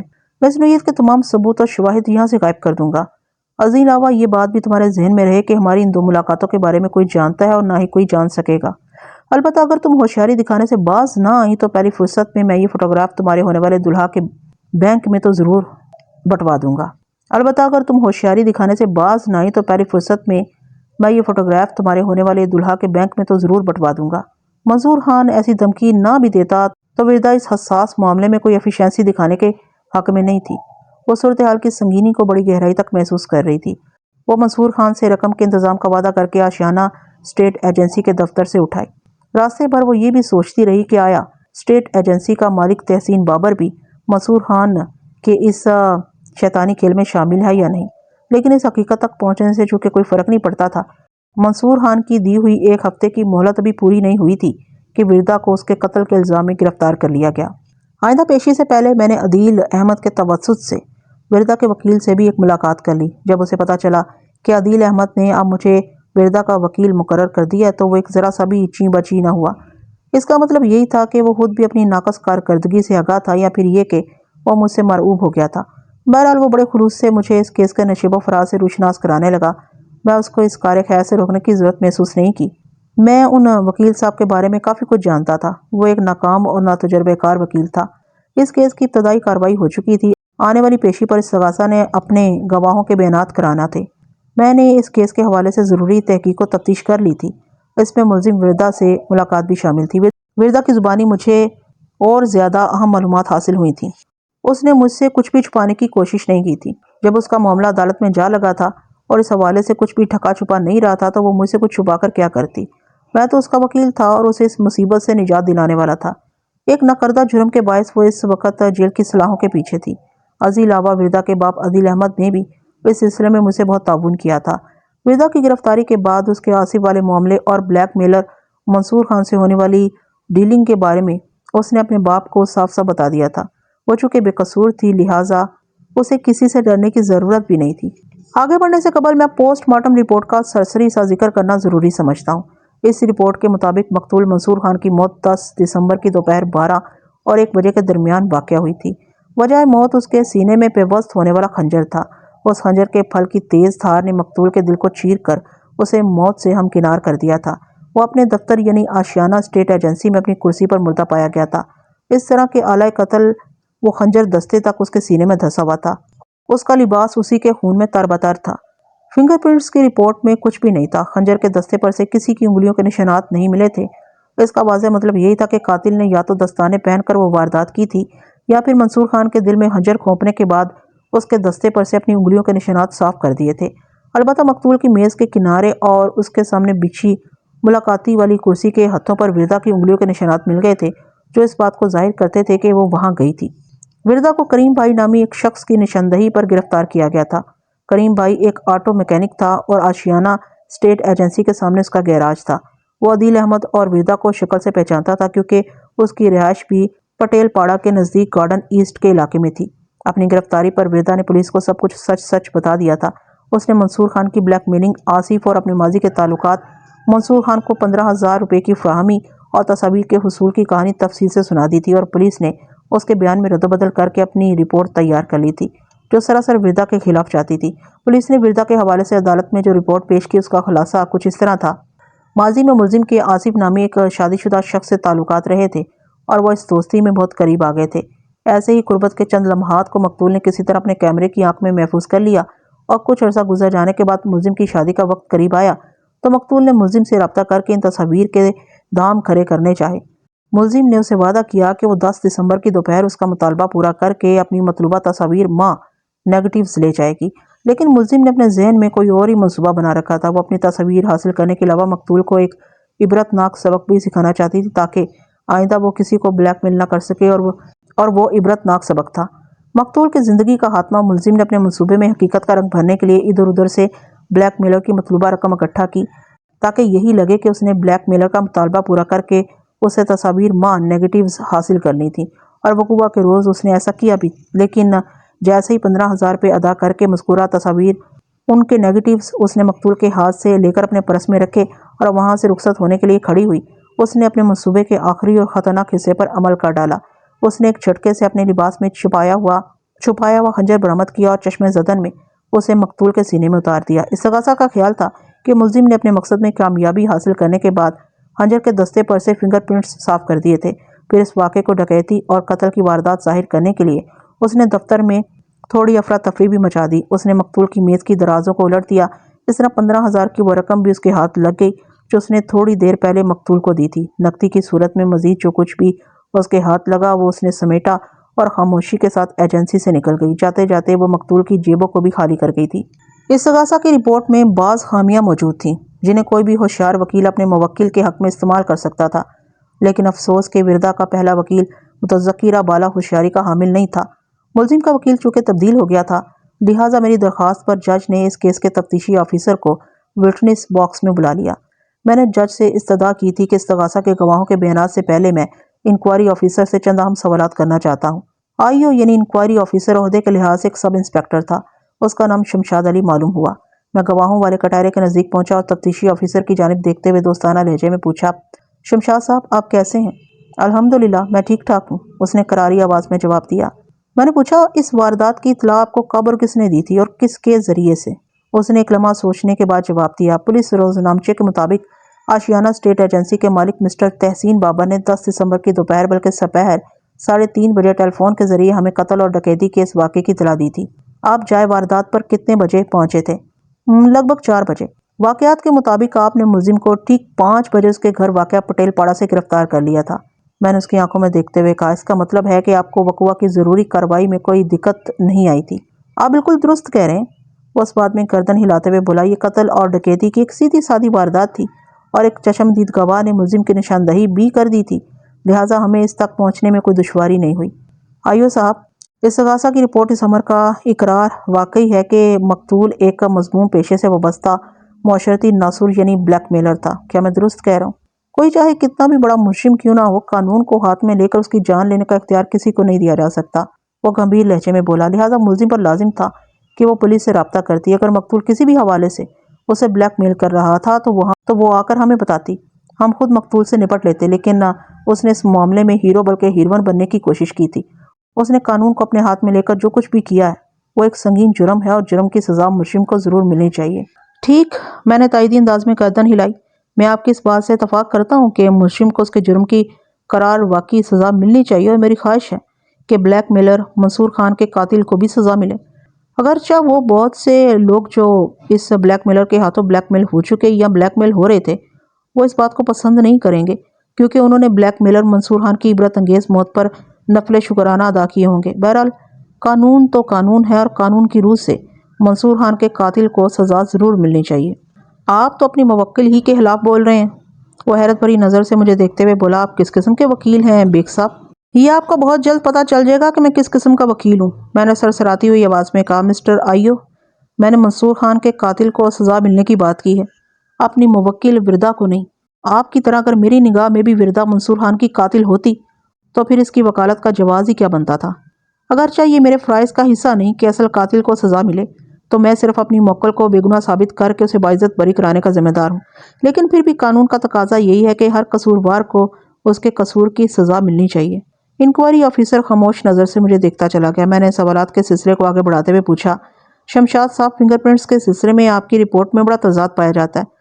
اس بات کا امکان ظاہر کیا گیا کہ ملزم نے یا تو دستانے پہن کر اس جرم کا ارتکاب کیا ہے اور یا پھر آلہ قتل کے دستے پر سے اپنی انگلیوں کے نشانات کو صاف کر دیا، کیونکہ خنجر کے دستے پر اس کے فنگر پرنٹس نہیں پائے گئے۔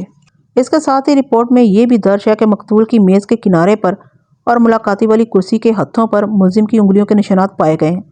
اس روشنی میں یہ بات واضح ہوتی ہے کہ ملزم نے وقوع کے روز مقتول کے دفتر میں جاتے وقت اپنے ہاتھوں پر دستانے نہیں چڑھا رکھے تھے۔ اگر ایسا ہوتا تو پھر میز کے کنارے اور کرسی کے ہتھوں پر اس کے فنگر پرنٹس نہ ملتے۔ اب استغاثہ کی روح سے کہنے کے لیے یہی باقی بچتا ہے کہ ملزم نے دستانے پہن کر واردات نہیں کی، بلکہ مقتول کے سینے میں خنجر گھونپنے کے بعد اس نے خنجر کے دستے پر سے اپنی انگلیوں کے نشانات صاف کر دیے تھے۔ ایم آئی رائٹ؟ بالکل، وہ قطعیت سے بولا۔ واقعات اور شواہد سے یہی پتہ چلتا ہے۔ اگر ملزم نے دستانے پہن رکھے ہوتے تو پھر میز کے کنارے اور کرسی کے ہتھوں پر اس کے فنگر پرنٹس نہ ملتے۔ مجھے اس بات کی خوشی ہے آئیو صاحب کہ آپ بڑی حد تک میرے ہم خیال ہیں، میں نے زیر لب مسکراتے ہوئے کہا۔ وہ الجھن بھری نظر سے مجھے دیکھنے لگا۔ میں نے اگلا سوال کیا، inquiry officer sub inspector Shamshad Ali صاحب، استغاثہ کی رپورٹ میں یہ بھی لکھا ہوا ہے کہ ملزم نے مقتول کے خلاف ایک خاص قسم کا منصوبہ بنا رکھا تھا، یعنی اس نے ڈرامے میں حقیقت کا رنگ بھرنے کے لیے ادھر ادھر سے مانگ تانگ کر 15,000 روپے جمع کیے۔ وقوع کے روز وہ مقتول کے دفتر پہنچی، رقم اس کے حوالے کی اور اس کے بدلے تصاویر نیگیٹیوز حاصل کیے۔ پھر رخصت ہونے سے قبل اس نے مقتول کے سینے میں خنجر گھونپ کر اس کا کام تمام کر دیا۔ پھر اس واقعے کو قتل اور ڈکیتی کی واردات ظاہر کرنے کے لیے اس نے مقتول کے دفتر میں افراتفری کے آثار پیدا کی۔ اس نے مقتول کی میز کی درازوں کو الٹ دیا، چیزوں کو ادھر ادھر بکھیر دیا۔ اس طرح چھوٹی موٹی نقدی کے علاوہ 15,000 روپے بھی اس کے ہاتھ لگ گئے جو اس نے مقتول کو دیے تھے۔ اس نے بڑی صفائی سے مقتول کی جیبوں کو خالی کیا اور خاموشی کے ساتھ ایجنسی سے نکل گئی۔ استغاثہ کی اس رپورٹ کو پڑھ کر میرے ذہن میں چند سوالات پیدا ہوئے، بلکہ تھوڑی سی عقل رکھنے والا کوئی بھی شخص اس رپورٹ کا مطالعہ کرے گا تو وہ بھی یہی سوچنے پر مجبور ہو جائے گا جیسا کہ میں سوچ رہا ہوں۔ بہرحال آپ اس کیس کے تفتیشی آفیسر اور استغاثہ کے وارث ہیں، لہٰذا ان اہم سوالات کے جواب دینا آپ کی ذمہ داری ہے۔ میں غلط تو نہیں کہہ رہا نا؟ آپ پوچھیں، کیا پوچھنا چاہتے ہیں؟ وہ سرسری سے انداز میں بولا۔ آئیو صاحب، میں نے اس کیس کی فائل میں لگی ہوئی تمام رپورٹس کا بغور مطالعہ کیا ہے، خصوصاً فنگر پرنٹس رپورٹ کا۔ آلہ قتل کے دستے کے حوالے سے تو ہم مشترکہ طور پر تھوڑی دیر کے لیے اس بات پر اتفاق کر لیتے ہیں کہ ملزم نے خنجر کے دستے سے اپنی انگلیوں کے نشانات صاف کر دیے تھے، لیکن یہ کتنی حیرت کی بات ہے کہ ملزم نے اس واقعے کو قتل اور ڈکیتی کی واردات ظاہر کرنے کے لیے مقتول کے دفتر میں افراتفری مچائی، میز کی درازوں کو الٹ دیا، چیزوں کو ادھر ادھر بکھیر دیا اور مقتول کی جیبوں کو بھی کھنگال ڈالا، لیکن مقتول کے جسم کے کسی حصے، اس کے لباس، میز کی درازوں اور ادھر ادھر بکھری ہوئی چیزوں میں سے کسی ایک پر بھی ملزم کے فنگر پرنٹس نہیں پائے گئے۔ یہ کچھ عجیب سی بات نہیں؟ حالانکہ جب کسی جگہ کوئی سنگین واردات ہوتی ہے تو پولیس جائے وقوع کے ایک حصے سے فنگر پرنٹس اٹھانے کی کوشش کرتی ہے، اور مجھے یقین ہے آپ جیسے ذہین اور تجربے کار پولیس آفیسر نے یہ کارروائی ضرور کی ہوگی۔ پھر کیا وجہ ہے کہ مذکورہ مقامات میں کہیں بھی ملزم کے فنگر پرنٹس نہیں پائے گئے؟ آپ اس غیر یقینی امر کی کچھ وضاحت فرمائیں گے؟ میرے مکھن پالش ایک جملے نے انکوائری آفیسر کو بڑی گہری سانس لینے پر مجبور کر دیا۔ وہ یہ تو نہیں کہہ سکتا تھا کہ وہ ایک ذہین اور تجربے کار پولیس آفیسر نہیں ہے۔ اگر وہ یہ نہیں کہہ سکتا تھا تو پھر اسے یہ اقرار کرنا تھا کہ میں نے جو کچھ کہا ہے وہ بالکل درست ہے اور اس نے ایسا ہی کیا۔ آپ بالکل درست فرما رہے ہیں بیگ صاحب، وہ تامل کرتے ہوئے بولا۔ میں نے جائے وقوع کے چپے چپے سے فنگر پرنٹس اٹھائے تھے۔ جن مقامات کا آپ نے ذکر کیا وہاں ملزم کی انگلیوں کے نشانات نہ ملنے کا سبب یہی ہو سکتا ہے کہ خنجر کے دستے کی طرف ملزم نے وہاں سے بھی اپنی انگلیوں کے نشانات صاف کر دیے ہوں گے۔ اور میز کے کنارے یا کرسی کے ہتھوں کے بارے میں آپ کا کیا خیال ہے؟ میں نے چپتے ہوئے لہجے میں کہا، ان دو مقامات سے وہ فنگر پرنٹس صاف کرنا کیوں بھول گئی، جبکہ دیگر بہتر مقامات کی صفائی کے لیے اس کی یادداشت نے پورا ساتھ دیا۔ انسان بندہ بشر ہے، وہ بوکھلاہٹ امیز لہجے میں بولا۔ وہ کسی وقت کچھ بھی بھول سکتا ہے۔ ملزم افراتفری کے عالم میں کرسی کے ہتھوں اور میز کے کنارے پر سے اپنے فنگر پرنٹس صاف کرنا بھول گئی ہوگی۔ वकवा के रोज़ मेरी मुवक्किल पर इतनी बौखलाहट तारी नहीं हुई होगी आयुष साहब जितना आप इस वक्त बौखलाए हुए नजर आ रहे हैं। मैंने बराह रास्त उसकी आंखों में देखा। आपको क्या मतलब है आपका? वो बिदके हुए लहजे में बोला, फिर दूसरी जानिब देखने लगा। मेरी मतलब बहुत वाज़ेह है आयुष साहब, मैंने ठोस अंदाज में कहा। अगर आप मेरी तरफ देखना पसंद फरमाएं तो कुछ अर्ज़ करूं? उसने खिसियाहट भरे अंदाज में जज की सिमत देखा, फिर कनखियों से वकील सगासा को देखने के बाद मेरी जानिब मुतवज्जो हो गया। आयुष साहब, हकीकत यह है कि वकूआ के रोज़ मेरी मुवक्किल ब्लैक मेलर मंसूर खान का मुतालबा पूरा करने उसके दफ्तर आशियाना स्टेट एजेंसी पहुंची थी। मकतूल यानी मस्कूरा ब्लैक मेलर वहां उसका मुंतजर था, क्योंकि उनके दरमियान इस मुलाकात का वक्त पहले से तय था। मुलजिम मुलाकातियों वाली कुर्सी पर बैठी उसने मकतूल की मतलूबा रकम उसके हवाले की, 4 तस्वीर और उनके नेगेटिव्स हासिल किए और खामोशी के साथ वहां से चली आई। रकम की अदायगी और ब्लैक मेलिंग के मवाद की वसूली के दौरान में मेज़ के किनारे से उसकी उंगलियां मस हुईं। यही वजह है कि उसके फिंगरप्रिंट्स सिर्फ कुर्सी के हथों और मेज़ के किनारे पर पाए गए। जनाबे अली, मैंने रुए सुखन जज की तरफ मुड़ते हुए कहा, मकतूल मंसूर खान के साथ वकूआ के रोज़ जो भी हलाकत खैज वाक़या पेश आया वो मुलजिम की वहाँ से रुखसती के बाद ज़हूर पजीर हुआ था। कत्ल की इस वारदात में मेरी मुवक्किल का कोई हाथ नहीं। मुलजिम विरदा के खिलाफ अदालत में जो इस्तगासा दायर किया गया है वो झूठ के एक पलंदे से ज़्यादा अहमियत का हामिल नहीं है। मैं मोअज़्ज़ज़ अदालत से पुरज़ोर अपील करता हूँ कि फिंगरप्रिंट्स की रिपोर्ट के हवाले से ये अहम पॉइंट्स नोट फरमा लिए जाएँ। जज ने बड़े मानी ख्याज अंदाज में अपने सर को इस्पाती जुम्बश दी। मैंने मजीद कहा, जनाब अली, सच ये है कि मेरी मुवक्किल वकूआ के रोज़ मकतूल का मुतालबा पूरा करके और अपना मकसद हासिल करके जाए वकूआ से निकली और सीधी अपने घर पहुंची। सोल्जर बाजार से पटेल पाड़ा ज़्यादा फासले पर नहीं, क्योंकि उसकी वालदा ने उसकी मुतासर सी गैर हाजिरी को ज़्यादा महसूस नहीं किया। उसका वालिद उस वक़्त हस्बे मामूल अपनी दुकान पर था और छोटा भाई शकील भी कहीं निकला हुआ था। घर में उसकी वालदा अमीना बेगम के सिवा और कोई मौजूद नहीं था। फिर जैसे ही उसे मौका मिला उसने 2-4 फितना परवर फोटोग्राफ और उनके नेगेटिव जला डाले और उन्हें फ्लैश में बहाकर अपने सर पर लटकती हुई बदनामी और बर्बादी की नंगी तलवार को निस्तो नाबूद कर दिया। जनाब अली, एक शरीफ और खुददार लड़की इससे ज़्यादा और क्या कर सकती है? योर ऑनर, ये हकीकत है कि किसी ज़माने में मुलजिम आसिफ नामी एक शख्स के करीब आ गई थी और उसे शादी के लिए संजीदा थी। ये उसका एक नॉर्मल अमल और हमारा माशरती चलन है। उसके लिए मुलजिम को मातूब या मुरद इल्ज़ाम नहीं ठहराया जा सकता। लेकिन जब उसे पता चला कि आसिफ पहले से शादीशुदा और 2 बच्चों का बाप है तो वो उससे दूर हो गई और फिर कभी उससे मिलने की कोशिश नहीं की। लेकिन मकतूल ने एक अय्यार ब्लैकमेलर का किरदार अदा करते हुए ऐन उस वक़्त उसे ब्लैकमेल करने की कोशिश की जब चंद रोज़ बाद उसकी शादी मुजफ्फर अली नामी एक शख्स से होने जा रही थी। मुलजिम ने अपने हालात को देखते हुए 2 अफराद से 13,000 रुपये कर्ज लिए, एक से 10,000 और दूसरे से 3,000। 2,000 अपनी जेब से मिलाए और मकतूल का मुतालबा पूरा करके वो ख़तरनाक मवाद हासिल कर लिया जो उसकी आइंदा ज़िंदगी में जहर घोल सकता था। अगर ज़रूरत पेश आई तो मैं उन 2 अफराद को भी मुअज़्ज़ज़ अदालत में ला सकता हूँ जिनसे मुलजिम ने कर्ज लिया था। उनके नाम अलिल तरतीब करीमुल जब्बार और इस्मा है। विदा ने मुझे इस बारे में पूरी तफसील से बता दिया था। 10,000 रुपये उसने अपने साबिक बॉस करीम अब्दुल जब्बार से लिए थे और 2 माह बाद लौटाने का वादा किया था। 3,000 रुपये इस्मा नामी अपनी एक गहरी सहेली से लिए थे और उन दोनों अफराद को उसने असल मामले की भनक भी नहीं लगने दी थी। वो उसकी ज़िंदगी का इतना नाजुक पहलू था कि कदम कदम पर उसे एहतियात की ज़रूरत थी। उसने सोचा था फिलहाल तो वो खुद ही सूरत हाल से निपटेगी, अज़ामा देखा जाएगा क्या होता है और क्या किया जा सकता है। जज ने मेरे खामोश होते ही सवालिया नज़रों से मुझे देखकर पूछा, बीक साहब, आप इंक्वायरी ऑफिसर से कोई और सवाल करना चाहते हैं? इस तकासा के गवाहों के बयानात शुरू किए जाएं। मुझे कुछ और नहीं पूछना जनाब अली, मैंने अपने सर को ताज़ीबी जुम्बश देते हुए कहा। थोड़ी देर के बाद जज की इजाज़त हासिल करके वकील इस्तगासा ने कटहरे में तहसीन बाबर को खड़ा कर दिया।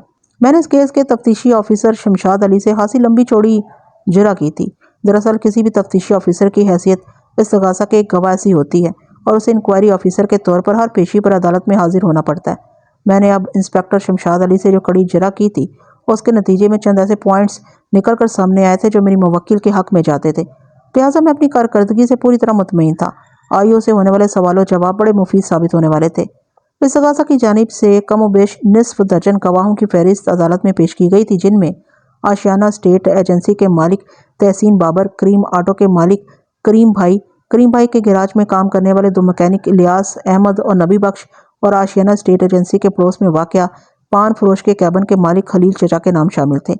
लेकिन मैं यहाँ पर सिर्फ उन्हीं गवाहों के बयानात और उन पर होने वाली जरा का अहवाल पेश करूँगा जिनकी इस केस में बहुत ज़्यादा अहमियत है। तहसीन बाबर की उम्र 55 के करीब होगी। वो औसत सेहत का मालिक एक पस्ता कामत शख्स था। उसने शलवार सूट पहन रखा था और उसकी शख्सियत की खास बात यह थी कि उसने अपने सर पर टोपी लगा रखी थी। चेहरे पर चंद रोज़ का शेव बड़ा दिखाई देता था। تحسین بابر نے سچ بولنے کا حلف اٹھایا اور اپنا متصر سا بیان ریکارڈ کرا دیا۔ اس کے بعد وکیل استغاثہ جیرا کے لیے اس کے کٹہرے کے قریب چلا گیا۔ 2-4 رسمی سوالات کے بعد اس نے گواہ سے پوچھا، کیا آپ اس لڑکی کو جانتے ہیں؟ وکیل استغاثہ نے وردہ کی جانب اشارہ بھی کر دیا۔ وہ اس بات میں گردن ہلاتے ہوئے بولا، جی یہ وہی لڑکی ہے جس نے میرے دوست کا خون کیا ہے اور اسی سلسلے میں یہ یہاں عدالت میں موجود ہے۔ تحسین صاحب، کیا یہ درست ہے کہ وقوع سے چند روز قبل ملزم نے آپ سے فون پر بات کی تھی؟ وکیل استغاثہ نے سوال کیا۔ جی ہاں، یہ بالکل درست ہے۔ اس نے ایک مرتبہ پھر اس بات میں سر ہلایا۔ آپ کو اس سے بات کرنا کیسا لگا تھا؟ سچی بات تو یہ ہے کہ اسے بات کر کے میرا ذہن الجھ گیا تھا۔ ناپسندیدہ نظر سے میری موکل کی جانب دیکھتے ہوئے بولا، اس نے بتایا کہ یہ مقتول سے کوئی ضروری اور اہم بات کرنا چاہتی ہے۔ میں نے کام کے بارے میں پوچھا تو بولی کام منصور خان ہی سے ہے اور اسی کو بتایا جا سکتا ہے۔ میں نے پوچھا منصور کے لیے کوئی پیغام ہو تو بتا دو۔ بولی پیغام ابھی کوئی نہیں، وہ اگلی صبح خود ہی منصور سے بات کر لے گی، کوئی ذاتی کام ہے۔ میں نے بے اختیار پوچھ لیا کہ آپ کا نام کیا ہے؟ اس نے میرا سوال سنا، جواب دیے بغیر فون بند کر دیا۔ میں اسی لمحے اس کی طرف سے شک میں مبتلا ہو گیا تھا۔ اس نے بتایا تھا کہ منصور خان سے کوئی ذاتی نوعیت کا کام ہے۔ جن سے کسی کو ذاتی کام ہوتا ہے وہ ان کے معاملات سے بھی واقف ہوتا ہے۔ ملزم نے رات کو فون کیا تھا جبکہ مقتول میری ایجنسی پر صبح 10 بجے سے دوپہر 2 بجے تک بیٹھا کرتا تھا۔ بہرحال دوسرے روز جب دفتر میں ایجنسی پہنچا تو میں نے مقتول کو اس پر اسرار فون کال کے بارے میں بتایا۔ اس نے پوری توجہ سے میری بات سنی اور اپنی لاعلمی کا اظہار کر دیا۔ چنانچہ میں مطمئن ہو گیا۔ مجھے کیا پتا تھا 1-2 روز کے بعد میرا دوست اسی لڑکی کے ہاتھوں موت کے منہ میں چلا جائے گا۔ بات ختم کرتے ہی تحسین بابر نے وردہ پر نفرت بھری نظر ڈالی اور دوسری جانب دیکھنے لگا۔ وکیل استغاثہ نے مزید 2-4 سرسری اور غیر ضروری سوالات کے بعد جرا ختم کر دی۔ اپنی باری میں جج کی اجازت حاصل کر کے وٹنس باکس کے قریب چلا گیا۔ میں چند لمحات تک ٹٹولنے والے انداز میں اس کے چہرے کے تاثرات کا جائزہ لیا، پھر کھنکار کر گلا صاف کرتے ہوئے اسے پوچھا، تحسین صاحب، آپ کے اسٹیٹ ایجنسی میں فون کی کتنی لائنیں استعمال ہوتی ہیں؟ میرے اس غیر متعلقہ اور غیر متوقع سوال پر اس نے چونک کر مجھے دیکھا اور برا سا منہ بناتے ہوئے بولا، میری ایجنسی میں صرف ایک فون لائن ہے۔ جواب دیتے ہی اس نے الٹا مجھ سے بھی پوچھ لیا، آپ کے سوال کا منصور مرڈر کیس سے کیا تعلق ہے؟ بڑا گہرا تعلق ہے تحسین صاحب، میں نے ڈرامائی لہجے میں کہا۔ جب یہ تعلق سامنے آئے گا تو آپ حیران رہ جائیں گے۔ وہ الجھن زدہ نظر سے وکیل استغاثہ کو دیکھنے لگا۔ میں نے پوچھا، تحسین صاحب، میری معلومات کے مطابق آپ کی اسٹیٹ ایجنسی کے 2 حصے ہیں۔ ایک سامنے والا داخلی حصہ جہاں پر کلائنٹس کے بیٹھنے کے لیے آپ نے صوفے بچھا رکھے ہیں، اس حصے کے عقب میں آپ کا کیبن یا چیمبر ہے جہاں اور آپ کی غیر موجودگی میں مقتول وہاں بیٹھا کرتا تھا اور اسی چیمبر میں اس کا قتل بھی ہوا ہے۔ میں غلط تو نہیں کہہ رہا؟ نہیں جناب، آپ بالکل درست فرما رہے ہیں۔ ہم ایک مرتبہ پھر فون کی طرف آ جاتے ہیں۔ میں نے سرسری انداز اختیار کیا۔ میں یہ جاننا چاہتا ہوں تحسین صاحب کہ آپ کی ایجنسی میں جو فون لائن استعمال ہو رہی ہے اس پر کتنے فون سیٹ لگے ہوئے ہیں؟ صرف ایک، وہ قطعیے سے بولا، جو ایجنسی کے اس حصے میں میز پر رکھا ہوتا ہے جہاں میں بیٹھتا ہوں اور جہاں منصور خان کا قتل ہوا ہے۔ آپ نے وقوع سے 2-3 دن پہلے اپنے چیمبر میں بیٹھ کر اسی فون سیٹ پر ملزم سے بات کی تھی۔ میں نے اس کی آنکھوں میں جھانکتے ہوئے سوال کیا۔ جی ہاں بالکل، وہ الجھی ہوئی نظروں سے مجھے دیکھنے لگا۔ میں نے پوچھا، آپ نے وہ ٹیلی فون سیٹ امریکہ سے منگوایا یا برطانیہ سے؟ اور یہ بھی بتائیں اس ویڈیو فون کے ڈسپلے کا سائز کیا ہوگا؟ آپ یہ کیسی عجیب بات کر رہے ہیں وکیل صاحب؟ اس کی الجھن میں برہمی بھی شامل ہو گئی۔ میرا فون سیٹ محکمے کا دیا ہوا ایک عام سا سیٹ ہے اور ویڈیو فون تو ابھی پاکستان میں آیا بھی نہیں۔ میرے پاس پتہ نہیں آپ کی اس بات کا مطلب کیا ہے، اس لیے تو میں نے امریکہ اور برطانیہ کا ذکر کیا تھا تحسین صاحب۔ میں نے ایک لفظ پر زور دیتے ہوئے گہری سنجیدگی سے کہا، سنا ہے ان ممالک میں یہ ٹیکنالوجی محدود پیمانے پر استعمال ہونے لگی ہے۔ آپ نے وکیل استغاثہ کی جرح کے جواب میں جو کچھ فرمایا ہے اس سے یہی تاثر ابھرتا ہے کہ آپ کی ایجنسی والے فون سیٹ میں آڈیو ویڈیو دونوں سہولیات موجود ہیں۔ میں نے ایسا کیا کہہ دیا ہے؟ وہ بفرے ہوئے لہجے میں بولا۔ میں نے ٹھہرے ہوئے لہجے میں دریافت کیا، آپ نے اپنی زندگی میں ملزم کو پہلی مرتبہ اس وقت دیکھا جب کریم بھائی آٹو ورک شاپ والے کی نشاندہی پر اسے اس کے گھر سے گرفتار کیا گیا۔ اس سے قبل آپ کی کبھی ملزم سے ملاقات ہوئی اور نہ ہی بات چیت؟ میں صحیح کہہ رہا ہوں نا تحسین صاحب؟ جی ہاں، وہ تعامل کرتے ہوئے بولا۔ اس کا مطلب یہ ہوا کہ آپ ملزم کو اس کی گرفتاری سے قبل بالکل نہیں جانتے تھے؟ میں نے بدستور گہری سنجیدگی سے کہا۔ لیکن وکیل استغاثہ نے جب آپ سے پوچھا کہ کیا آپ ملزم کو جانتے ہیں تو آپ کا جواب تھا، جی ہاں، یہ وہی لڑکی ہے جس نے منصور خان کو قتل کیا ہے۔ پھر آپ نے وکیل استغاثہ ہی کے ایک سوال کے جواب میں یہ بھی بتایا ہے کہ آپ نے اسی لڑکی سے فون پر بات کی تھی۔ اس کی باتوں نے آپ کے ذہن کو الجھا دیا تھا، اس کا انداز آپ کو بہت مشکوک اور پراسرار لگا تھا وغیرہ وغیرہ۔ آپ نے یہ بھی اقرار کیا ہے کہ ملزم نے وقوع سے چند روز قبل فون پر بات کرتے ہوئے آپ کے استفسار کے باوجود بھی اپنا نام نہیں بتایا تھا بلکہ جواب دیے بغیر ہی فون رکھ دیا تھا۔ تحسین صاحب، یہ بھی تو ہو سکتا ہے اس روز فون پر ملزم نے نہیں کسی اور لڑکی نے آپ سے بات کی ہو۔ آپ کا پروسوک جواب تو یہی ثابت کرتا ہے کہ مذکورہ روز ملزم ہی نے فون کر کے مقتول کے بارے میں آپ سے استفسار کیا تھا، اور یہ کہ آپ اسے اچھی طرح پہچانتے ہیں۔ یہ صرف ایک ہی صورت میں ممکن ہے تحسین صاحب، اور وہ یہ کہ آپ نے اس روز ملزم سے ویڈیو فون پر بات کی ہو۔ ویڈیو فون کا تو سوال ہی نہیں پیدا ہوتا، اور بوکھلاہٹ امیز انداز میں بولا، یہ بات میں نے اپنے اندازے کی بنا پر کہی تھی۔ اپنے اندازے کی بنا پر یا وکیل استغاثہ کے مشورے پر؟ Objection your owner. وکیل استغاثہ کو جلال آ گیا۔ وکیل صفائی استغاثہ کے معزز گواہ سے فضول قسم کے غیر متعلقہ سوالات کر کے عدالت کا قیمتی وقت برباد کر رہے ہیں۔ انہیں ایسے تاخیری حربوں سے باز رہنے کی تلقین کی جائے۔ میں نے اسی لیے یہ ویڈیو فون والی کہانی چلائی تھی، اور میں اپنے مقصد میں کامیاب ہو گیا تھا۔ وکیل استغاثہ کافی دیر سے برف کی سل دکھائی دے رہا تھا۔ اس کے چٹکی لینا بہت ضروری تھا تاکہ استغاثہ اور ڈیفینس کے درمیان ہونے والے اس کھیل میں ایک جوش اور ولولہ نظر آئے۔ میری اس چٹکی نے وکیل استغاثہ کو بلبلا کر اعتراض کرنے پر مجبور کر دیا تھا۔ جج نے ٹھہری ہوئی نظر سے مجھے دیکھ کر کہا، بیگ صاحب آپ اپنے سوالات کو کیس کے دائرے میں رکھتے ہوئے گواہ سے جرا کریں۔ اوکے یور آنر، میں نے نہایت ہی فرما برداری کا مظاہرہ کرتے ہوئے کہا، پھر وٹنس باکس میں کھڑے آشیانہ اسٹیٹ ایجنسی کے مالک اور استغاثہ کے گواہ تحسین بابر کی طرف متوجہ ہو گیا۔ تحسین صاحب، میں نے اس کی آنکھوں میں دیکھتے ہوئے پوچھا، مجھے پتہ چلا ہے کہ مقتول کا کفن دفن وغیرہ کا انتظام بھی آپ نے کیا تھا۔ بلا شبہ یہ ایک نیک کام ہے، لیکن بلکہ معزز عدالت یہ جاننا چاہتی ہے کہ آیا مقتول کے ورثاء وغیرہ کون ہیں، کہاں ہیں، یا پھر منصور کا اس دنیا میں کوئی بھی نہیں تھا؟ میں جب سے اسے جانتا ہوں اس کے منہ سے کسی عزیز رشتہ دار کا ذکر نہیں سنا۔ اس کا زیادہ ربط ضبط مجھ سے تھا، لہٰذا اس کی تدفین وغیرہ کے معاملات مجھے ہی دیکھنا پڑے۔ آپ مقتول کو کب سے جانتے ہیں؟ یہی کوئی 8-10 سال سے، اس نے جواب دیا۔ لیکن آپ کی عمر 13-14 سال تو نظر نہیں آتی۔ کیا مطلب ہے آپ کا؟ وہ برہمی سے بولا۔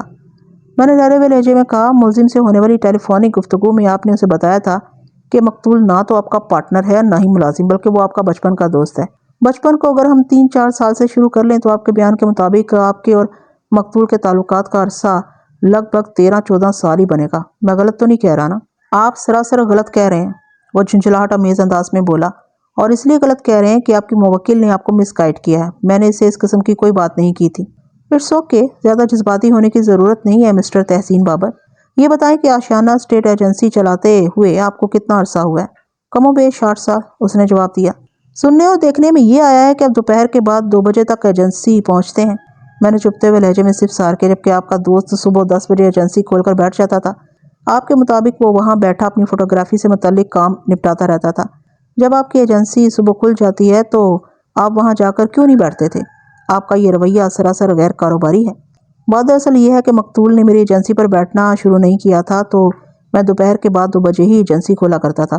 صبح 10 سے دوپہر 2 بجے تک ایجنسی کھلنے کا میرے اسٹیٹ کے کاروبار سے کوئی تعلق نہیں۔ ظاہر ہے ان 4 گھنٹوں کا تعلق آپ کے اسٹیٹ بزنس سے نہیں بلکہ مقتول کے بلیک میلنگ کے دھندے سے تھا۔ میں نے زہر ہند لہجے میں کہا، مسٹر تحسین بابر، آپ اس بات کو جھٹلا نہیں سکتے تھے کہ مقتول آپ کی ایجنسی کی آڑ میں بلیک میلنگ کا مذموم دھندا چلا رہا تھا۔ استغاثہ کی رپورٹ میں بڑی وضاحت سے مقتول کے کالے کرتوتوں کا تذکرہ موجود ہے۔ میرے توسط سے کیا آپ معزز عدالت کو یہ بتانا پسند فرمائیں گے کہ مقتول کے بلیک میلنگ بزنس میں آپ کا پروفٹ شیئر کتنا تھا؟ یہ تو ممکن نہیں کہ وہ آپ کو سوکھا ہی ٹرخا رہا ہو۔ مجھے سخت اعتراض ہے جناب عالی، وکیل استغاثہ نے احتجاجی لہجے میں کہا۔ میرے فاضل دوست حد سے زیادہ تجاوز کر رہے ہیں۔ پتہ نہیں یہ کون سا غیر متعلقہ قصہ لے کر بیٹھ گئے ہیں۔ جج صاحب نے کہا، بیگ صاحب آپ جرا جاری رکھیں۔ بہرحال منصور خان نامی ایک free lance black mailer photographer کا قتل ہوا ہے نا؟ جب قتل ہوا ہے تو کائنات میں اس کا قاتل بھی کہیں موجود ہے۔ میں نے رک کر ایک بوجھل اور گہرا سانس خارج کیا، پھر اپنی بات مکمل کرتے ہوئے کہا، اسی لیے اپنی موکل کو بے گناہ ثابت کرنے کے ساتھ ہی یہ کوشش بھی کر رہا ہوں کہ اصل قاتل بے نقاب ہو جائے۔ واہ سبحان اللہ، کیا عظیم کوشش فرما رہے ہیں آپ، وکیل استغاثہ نے استہزائیہ لہجے میں کہا۔ آپ تو استغاثہ کے معزز گواہ کو اس طرح اپنی ظالمانہ جرح کا نشانہ بنا رہے ہیں جیسے اپنے دوست کے قاتل یہی ہیں۔ میں نے ابھی تک ایسی کوئی کوشش کی ہے، نہ ہی میرے سوالات سے ایسا تاثر ابھرتا ہے۔ میں نے معتدل لہجے میں کہا، بلکہ میری جرح کو ظالمانہ کہنا بھی زیادتی ہوگی۔ میں تو محض مقتول کے قریبی ساتھی کو چیک کر رہا ہوں میرے فاضل دوست۔ اگر آپ بھی مقتول کے اتنے گہرے دوست ہوتے تو میں آپ سے بھی ایسے کڑے سوالات کرتا۔ جج نے دیوار کی کلاک کی جانب نگاہ اٹھائی، پھر مجھ سے پوچھا، بیگ صاحب آپ گواہ سے کوئی اور سوال کرنا چاہتے ہیں؟ عدالت کا مقررہ وقت ختم ہونے میں چند منٹ باقی تھے۔ میں نے جج کے استفسار کا اس بات میں جواب دیا اور وٹنس باکس میں کھڑے استغاثہ کے گواہ تحسین بابر کی طرف متوجہ ہوا۔ تحسین صاحب، آپ نے شروع میں میری جرح کے جواب میں بتایا تھا کہ جب مقتول آپ کی ایجنسی پر نہیں بیٹھا کرتا تھا تو ان دنوں آپ دوپہر 2 بجے ہی ایجنسی کھولا کرتے، تو بعد میں بھی آپ 2 بجے سے پہلے ایجنسی پر نہیں آتے، اس کی کوئی خاص وجہ ہے؟ کیا دوپہر 2 بجے سے پہلے آپ کہیں اور مصروف ہوتے ہیں؟ اور بات دراصل یہ ہے کہ وہ معاملے کو سنبھالتے ہوئے بولا، میں رات کو دیر تک جاگنے کا عادی ہوں، اس لیے صبح دیر تک سوتا بھی ہوں، 11-12 بجے تو میں ناشتہ کرتا ہوں، اس لیے صبح سے ایجنسی میں آ کر بیٹھ جانا میرے لیے ممکن نہیں ہے۔ اس سے تو یہ ثابت ہوتا ہے کہ آپ دوپہر سے پہلے گھر سے ہی نہیں نکلتے ہوں گے۔ جی ہاں، بالکل بالکل، وہ جلدی سے اس بات میں سر ہلاتے ہوئے بولا۔ مسٹر تحسین، اس وقت آپ ایک عدالت کے کٹہرے میں کھڑے ہیں۔ میں نے سنسناتے ہوئے لہجے میں کہا، یہ آپ کی اسٹیٹ ایجنسی نہیں ہے جہاں آپ غلط بیانی، جھوٹ اور مکر و فریب سے جائیداد کی خرید و فروخت کے معاملات نپٹاتے رہیں گے۔ میرے کڑے انداز نے اسے ڈگمگا دیا۔ لڑکھڑاتی ہوئی آواز میں اس نے کہا، میں نے کون سا جھوٹ بولا ہے؟ میں یک لخت آپ سے تم پر اتر آیا۔ کیا یہ سچ ہے کہ تم ایک ایسے سرکاری محکمے میں بھی ملازمت کرتے ہو جو جائیداد کی خرید و فروخت اور دیگر متعلقہ دستاویزات کا ادارہ ہے؟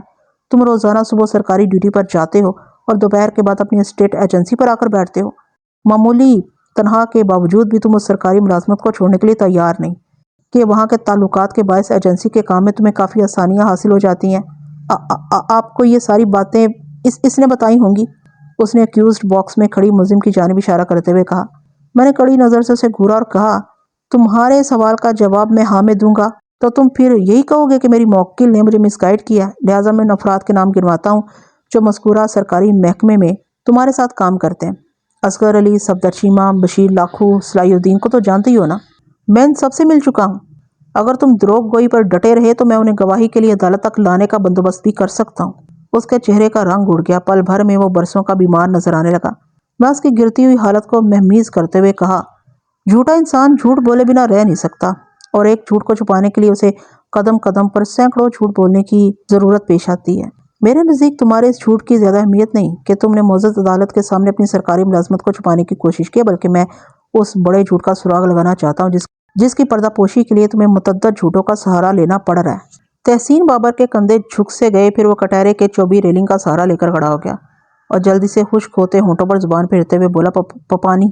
اس کے ساتھ ہی عدالت کا وقت ختم ہو گیا۔ جج نے 10 روز بعد کی تاریخ دے کر عدالت برخاست کرنے کا اعلان کر دیا۔ آئندہ پیشی پر استغاثہ کے 3 گواہ یکے بعد دیگرے بھگتائے گئے، جن میں کریم آٹوز کا مالک کریم بھائی، اس کے گیراج میں کام کرنے والے الیاس احمد اور نبی بخش نامی 2 میکینک بھی شامل تھے۔ یہ تینوں افراد باری باری اپنے حلفیہ بیان دے چکے تو میں نے اور وکیل استغاثہ نے ان پر مختصر سی جرح بھی کی، لیکن ان کے بیانات اور بعد میں ہونے والی جرح میں کوئی ایسی خاص بات نہیں جسے احاطۂ تحریر میں لایا جائے۔ تاہم ان کے بعد پیش ہونے والے گواہ کے بیان نے زیر سماعت کیس میں کرنٹ سا دوڑا دیا۔ اس گواہ کا نام تھا چچا خلیل۔ چچا خلیل کی عمر 50 سے متجاوز تھی۔ وہ ایک دبلا پتلا اور دراز قامت شخص تھا۔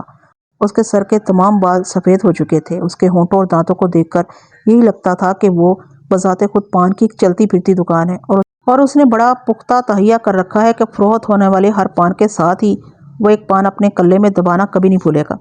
اس بات کا پیچھے ذکر کیا جا چکا ہے کہ چچا خلیل کی پان سگریٹ کی ایک دکان تھی جو آشیانہ اسٹیٹ ایجنسی کے قریبی واقع تھی۔ اس دکان کا نام تھا دل پان ہاؤس۔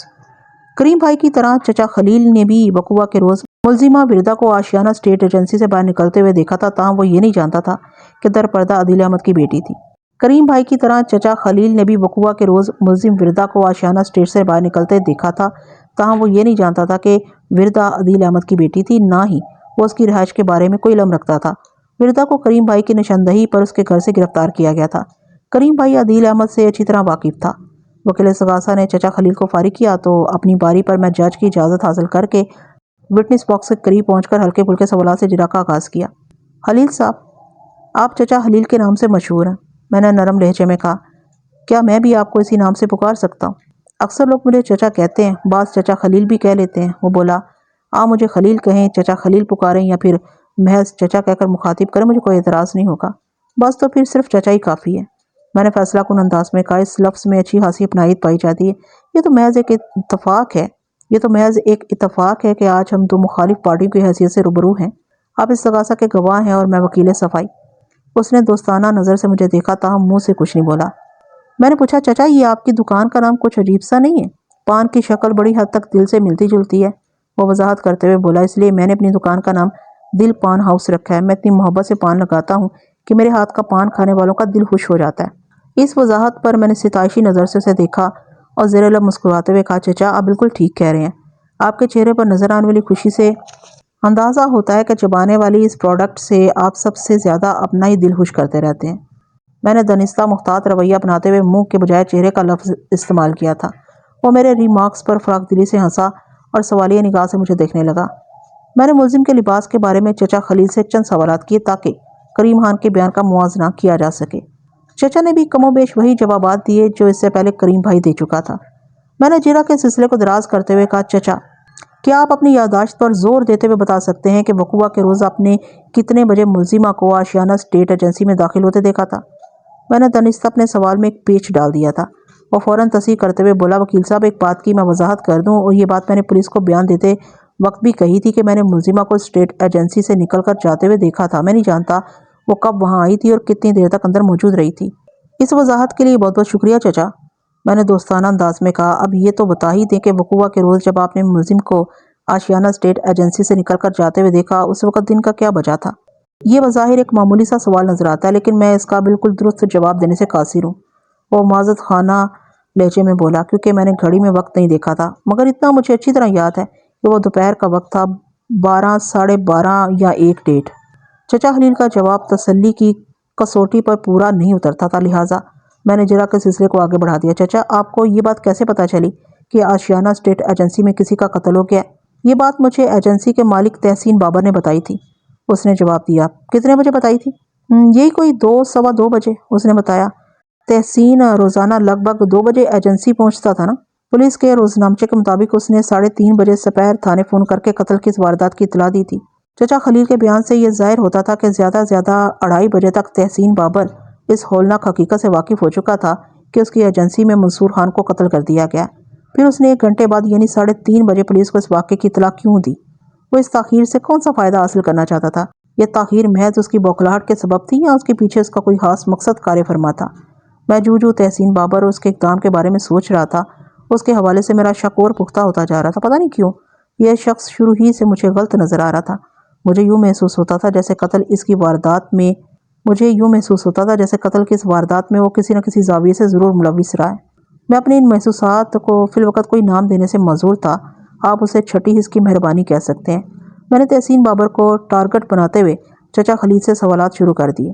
چچا کیا تحسین یہ بات بتانے خود آپ کی دکان پر آیا تھا یا آپ اس کی ایجنسی گئے تھے؟ میں ہی گیا تھا اسے پان دینے، وہ بڑی رسان سے بولا۔ اس روز تحسین کے حوالے سے میرا ذہن خاصا الجھا ہوا تھا۔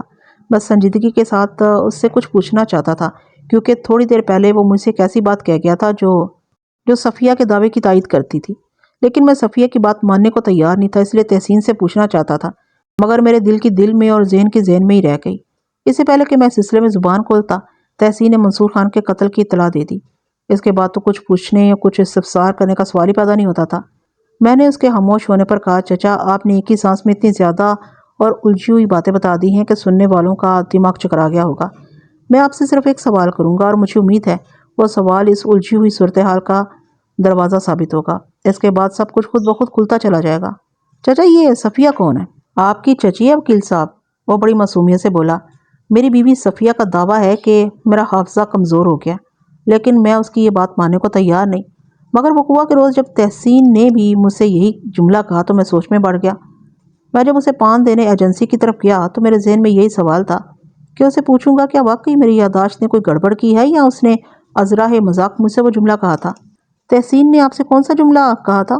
میں نے اضطراری لہجے میں دریافت کیا۔ اور کس موقع پر؟ اس وقت کیا صورتحال چل رہی تھی؟ میرے اندر ایک آواز بار بار اٹھ رہی تھی کہ میں منزل کے بہت قریب پہنچ گیا ہوں، لیکن آنکھوں کے سامنے منظر بالکل واضح نہیں تھا۔ اس منظر کی ٹیوننگ اور فوکسنگ کے لیے ہی میں نے چچا خلیل سے 2 سوال کیے تھے۔ وہ ٹھہرے ہوئے لہجے میں بولا، میں آپ کو تفصیل کے ساتھ بتاتا ہوں جناب۔ بات دراصل یہ ہے جناب کہ تحسین جب بھی ایجنسی پر آتا ہے تو پہلے وہ مجھے پان اور سگریٹ وغیرہ کا آرڈر دیتا ہے، اس کے بعد ایجنسی میں داخل ہوتا ہے، تھوڑی دیر کے بعد میں اس کا آرڈر ایجنسی میں دے آتا ہوں۔ لیکن وقوعہ کے روز تھوڑی گڑبڑ ہو گئی تھی۔ ملزم کو ایجنسی سے نکلے کوئی آدھا پون گھنٹہ ہی گزرا تھا کہ میں تحسین کی موٹر سائیکل کو ایجنسی کے باہر کھڑے دیکھ کر چونک اٹھا۔ وہ لگ بھگ 2 بجے ایجنسی آیا کرتا تھا، میرے سامنے ہی سے گزرتا تھا۔ میں نے سوچا ہو سکتا ہے وہ کسی ضروری کام سے قبل از وقت آ گیا ہو۔ میں اپنے کام میں مصروف ہو گیا۔ پھر اس وقت میری حیرت کی انتہا نہ رہی جب میں نے مقررہ وقت پر تحسین کو اپنے سامنے پایا۔ وہ خلاف معمول موٹر سائیکل پر بھی نہیں تھا۔ میں نے اسے پوچھ لیا، کوئی ناراضی ہے تحسین بھائی؟ آج تو چپ چپاتے ہی کافی دیر سے ایجنسی میں آئے بیٹھے ہو، نہ سلام نہ دعا، اور 5 سگریٹ کا آرڈر بھی اتنی دیر سے؟ وہ چہرے پر حیرت سجاتے ہوئے بولا، چچا کیا کہہ رہے ہو؟ میں تو ابھی آیا ہوں، موٹر سائیکل ادھر کھڑی کی ہے اور سیدھا دعا سلام کے لیے تمہارے پاس چلا آیا ہوں۔ تم نے مجھے گزرتے ہوئے دیکھا نہیں؟ اس کے کھوکھلے لہجے نے مجھے شک میں مبتلا کر دیا۔ میں نے گہری سنجیدگی سے پوچھا، کیا واقعی تم ابھی ابھی آ رہے ہو؟ ہاں تو کیا میں غلط کہوں گا تم سے؟ تمہیں تو معلوم ہی ہے میرے آنے کا یہی وقت ہے۔ وہ تیز آواز میں بولا، اچھا تم پان بناؤ، میں ایجنسی میں جا رہا ہوں۔ میں نے گھنٹہ 1.5 گھنٹہ پہلے ایجنسی کے سامنے تمہاری موٹر سائیکل کھڑی دیکھی تھی۔ میں نے متملانہ انداز میں کہا، کیا واقعی تم؟ اس کے کہکہے نے میری بات کو قطع کر دیا۔ کہا مکمل کرنے کے بعد اس نے کہا، اور کچھ نہیں چچا، یہ عمر کا تقاضا ہے۔ بڑھتی ہوئی عمر کے ساتھ انسان کی یادداشت کمزور ہونے لگتی ہے، اور میں محسوس کر رہا ہوں تمہیں دور کی نظر کا چشمہ بھی لگا لینا چاہیے۔ بات ختم کرتے ہی وہ اپنی ایجنسی کی جانب بڑھ گیا۔ پان تو تیاری رکھے تھے، میں نے سگریٹ وغیرہ لی اور چند منٹ کے بعد اس کی طرف گیا، اور پھر اس سے پہلے کہ میں حافظے والی موضوع پر اس سے کوئی بات کرتا، اس نے مجھے منصور خان کے قتل کی سنسنی خیز خبر سنا دی۔ Here is the very important point your honour, میں نے چچا خلیل کے خاموش ہوتے ہی جج کی طرف دیکھتے ہوئے کہا۔ میری آواز اتنی بلند تھی کہ عدالت کے کمرے میں ایک دم سناٹا چھا گیا۔ میں نے تنزیہ نظر سے وکیل استغاثہ اور انکوائری آفیسر کی طرف دیکھا، پھر ہوئے سخن جج کی سمت موڑتے ہوئے جوش بھرے لہجے میں کہنا شروع کیا، جناب عالی، میں معزز عدالت سے ایک مرتبہ پھر یہ کہنا چاہوں گا کہ میری موکل ملزمہ وردہ بے گناہ و بے قصور ہے۔ اسے ایک سازش کے تحت قتل کے اس کیس میں ملوث کیا گیا ہے۔ جے وقوع سے حاصل کیے جانے والے فنگر پرنٹس کی صورتحال چیخ چیخ کر اس بات کا اعلان کرتی ہے کہ وقوع کے روز میری موکل مقتول سے ملنے ضرور گئی تھی، لیکن اس نے منصور خان کو موت کے گھاٹ نہیں اتارا۔ یور آنر، پچھلی پیشی پر میں نے استغاثہ کے گواہ اور آشیانہ اسٹیٹ ایجنسی کے مالک تحسین بابر پر خاصی طویل اور کڑی جرح کی تھی، جس کے نتیجے میں اس کے متعدد جھوٹ اور غلط بیانیاں معزز عدالت کے ریکارڈ پر آ چکی ہیں، لیکن استغاثہ کے اور گواہ چچا خلیل نے اپنی سادگی کے باعث تحسین بابر کے حوالے سے جو انتہائی خطرناک اور سنسنی خیز انکشافات کیے ہیں، وہ اس کیس کا پاسا پلٹ دینے کے لیے کافی ہیں۔ اگر مسٹر تحسین وقوع کے روز 1-1:30 بجے دوپہر اپنی ایجنسی پر موجود تھا تو اس کی ذات شکوک و شبہات کی دبیز چادر میں لپٹی نظر آتی ہے، کیونکہ اس نے میری جرح کے جواب میں بتایا تھا مذکورہ روز بھی وہ اپنے معمول کے مطابق دوپہر 2 بجے ہی ایجنسی پہنچا تھا۔ ازیں علاوہ اس نے چچا خلیل کو بھی یہی بتایا ہے۔ چچا خلیل کی یادداشت یا حافظہ ممکن ہے کمزور ہو گیا ہو، لیکن دور کی نگاہ کو تو اس وقت بھی چیک کیا جا سکتا ہے، اور پھر موٹر سائیکل کسی آئی اسپیشلسٹ کے کلینک کی دیوار پر آویزہ چارٹ کا کوئی ہنسا نہیں ہے جسے دیکھنے میں چچا کو کوئی دشواری پیش آئی ہو۔ اتنی بڑی شے کو تو لوگ بغیر چشمے کے بھی دیکھ سکتے ہیں، جن کی آنکھوں پر دور کا مستقل چشمہ لگا ہوا ہوتا ہے۔ یہ تمام تر حقائق اس امر کی جانب اشارہ کرتے ہیں کہ تحسین بابر کا کردار انتہائی متنازع اور مشکوک ہے۔ اس لیے جناب عالی، میں معزز عدالت سے پرزور اپیل کرتا ہوں کہ مسٹر تحسین بابر کو شامل تفتیش کر کے منصور خان کے قاتل تک پہنچنے کی کوشش کا از سر نو آغاز کیا جائے۔ اگر مسٹر تحسین بابر قتل کی اس واردات میں ملوث نہیں تو مجھے یقین ہے کہ کم از کم وہ قاتل تک رہنمائی ضرور کر سکتا ہے۔ اس کے ساتھ ہی میں معزز عدالت سے یہ استدعا بھی کروں گا کہ میری موکل کو باعزت بری کرنے کے احکامات صادر فرمائے۔ That's all your honour. میں نے صورتحال کو جس زاویے اور وضاحت سے پیش کیا تھا، اس کو دیکھتے ہوئے جج نے یہی فیصلہ کیا کہ تحسین بابر کو شامل تفتیش کرنا مفید نتائج لا سکتا ہے، لہٰذا اس نے متعلقہ عدالتی عملے اور انکوائری آفیسر کو ضروری احکام صادر کر دیے، پھر 1 ہفتے بعد کی تاریخ دے کر عدالت برخاست کر دی۔ اس پیشی پر عدالت نے میری موکل کو بری کرنے کے حوالے سے کوئی فیصلہ نہیں سنایا۔ میں نے جن خطوط اور نکات کو عدالت کے ریکارڈ پر لانے کے لیے زور مارا تھا، وہ انکوائری آفیسر سے کوئی ڈھکے چھپے نہیں تھے۔ میں نے جرح کے دوران میں آئیو شمشاد علی کو بھی کاسٹک سوڈے سے اچھی طرح دھویا تھا، لہٰذا اپنی تفتیش کے حوالے سے اب وہ ایسی غلطی نہیں کرنا چاہتا تھا جیسی متعدد غلطیاں فنگر پرنٹس اٹھانے کے سلسلے میں اسے سرزد ہو چکی تھیں۔ اس نے اس مشن میں سرخروئی حاصل کرنے کے لیے ایسا زور مارا کہ تحسین بابر اس کی تفتیش کے سامنے ٹھہر نہ سکا۔ اس نے اپنے جرم کا اقرار کرتے ہوئے منصور خان کا قتل قبول کر لیا۔ تحسین نے پولیس کسٹڈی میں جو طویل بیان دیا، میں یہاں اس کا خلاصہ پیش کرتا ہوں۔ بعد میں جب نئے چالان کے ساتھ عدالت میں پیش کیا گیا تو اس نے بعد میں وہاں بھی منو ان یہی بیان دہرایا تھا۔ سچ بولنے کے لیے چونکہ کچھ یاد کرنا کچھ سوچنا نہیں پڑتا، لہٰذا اس کی زبان نے کوئی غلطی نہیں کی۔ واقعات کے مطابق کچھ عرصہ قبل تحسین کو مقتول کے کالے کرتوتوں کی بھنک لگ گئی تھی۔ جب اس نے اس سلسلے میں مقتول سے بات کی تو تھوڑے حل و حجت کے بعد اس نے اپنے کارناموں کا اقرار کر لیا۔ تحسین نے اسے اپنی ایجنسی سے الگ کرنے کی کوشش کرنا چاہی تو اس نے تحسین کو بھی بلیک میل کرنا شروع کر دیا۔ اس دوران میں ایجنسی پر بیٹھتے ہوئے اور تحسین سے بہت زیادہ گھلنے ملنے کے نتیجے میں مقتول اس کی بہت سی کمزوریوں، خامیوں، ہیرا پھیریوں اور جرائم سے آگاہ ہو گیا تھا۔ تحسین بھی کوئی ایماندار اور نیکی کار انسان تو تھا نہیں، بہت سے الٹے سیدھے کاموں میں وہ بھی پوری طرح ملوث تھا۔ لہٰذا وہ بآسانی مقتول کے ہاتھوں بلیک میل ہونے پر تیار ہو گیا۔ یہ بھی انکشاف ہوا کہ مقتول اس کا بچپن کا دوست نہیں تھا، بلکہ ایجنسی پر بیٹھنے سے کچھ عرصہ قبل ہی ان کی ملاقات اور پھر دوستی ہوئی تھی۔ بہرحال اگر یہ کہا جاتا کبوتر با کبوتر باز با باز تو کچھ غلط بھی نہیں کہا جاتا۔ یہ دونوں جرائم پیشہ افراد جب ایک دوسرے کے سامنے ایکسپوز ہو گئے تو ان میں اور بھی گاڑی چھننے لگی۔ دونوں نے مصلحت کوشی کو کام میں لاتے ہوئے کھلے دل سے ایک دوسرے کو قبول کر لیا تھا۔ اگر مقتول حد سے تجاوز نہ کرتا تو ممکن ہے ان کے بیچ معاملات خوش اسلوبی سے چلتے رہتے، لیکن ایک روز مقتول کے حوالے سے تحسین کو ایک ایسی بات پتہ چلی کہ اس کا دماغ گھوم کر رہ گیا۔ مقتول اس کی بیوی کو اپنے چنگل میں پھانس کر آستین کا سانپ بننے کی کوشش کر رہا تھا۔ تحسین نے اس امر کی تصدیق کے بعد فیصلہ کیا کہ قبل اس کے کہ مقتول اس کی عزت پر ڈاکہ ڈالنے میں کامیاب ہو، وہ آستین کے سانپ کا سر کچل کر رکھ دے گا۔ اس طرح نہ صرف اس کا گھر ہمیشہ کے لیے محفوظ ہو جائے گا بلکہ اس کے جرائم کا ایک مضبوط گواہ بھی صفائے ہستی سے صاف ہو جائے گا۔ جب مقتول کے کارنامے تحسین کے سامنے کھل گئے تو وہ اسے اپنے کلائنٹس کے بارے میں بھی بتاتا رہتا تھا۔ تحسین نے ملزم کے فون کے بارے میں جب مقتول کو بتایا تو اس نے ملزم کے حوالے سے تحسین کو آگاہ کر دیا۔ اس طرح مقتول کی زبانی اگلے روز تحسین کو یہ بھی پتہ چلا کہ کب اور کتنے بجے ملزمہ رقم کے ساتھ اسے ملنے آ رہی ہے۔ چنانچہ اس نے 10 دسمبر یعنی وقوعہ کے روز مقتول کو ختم کرنے کا منصوبہ بنایا اور پھر نہایت ہی خاموشی کے ساتھ اس نے ملزم کے ایجنسی سے رخصت ہونے کے بعد اپنے منصوبے پر عمل کر ڈالا۔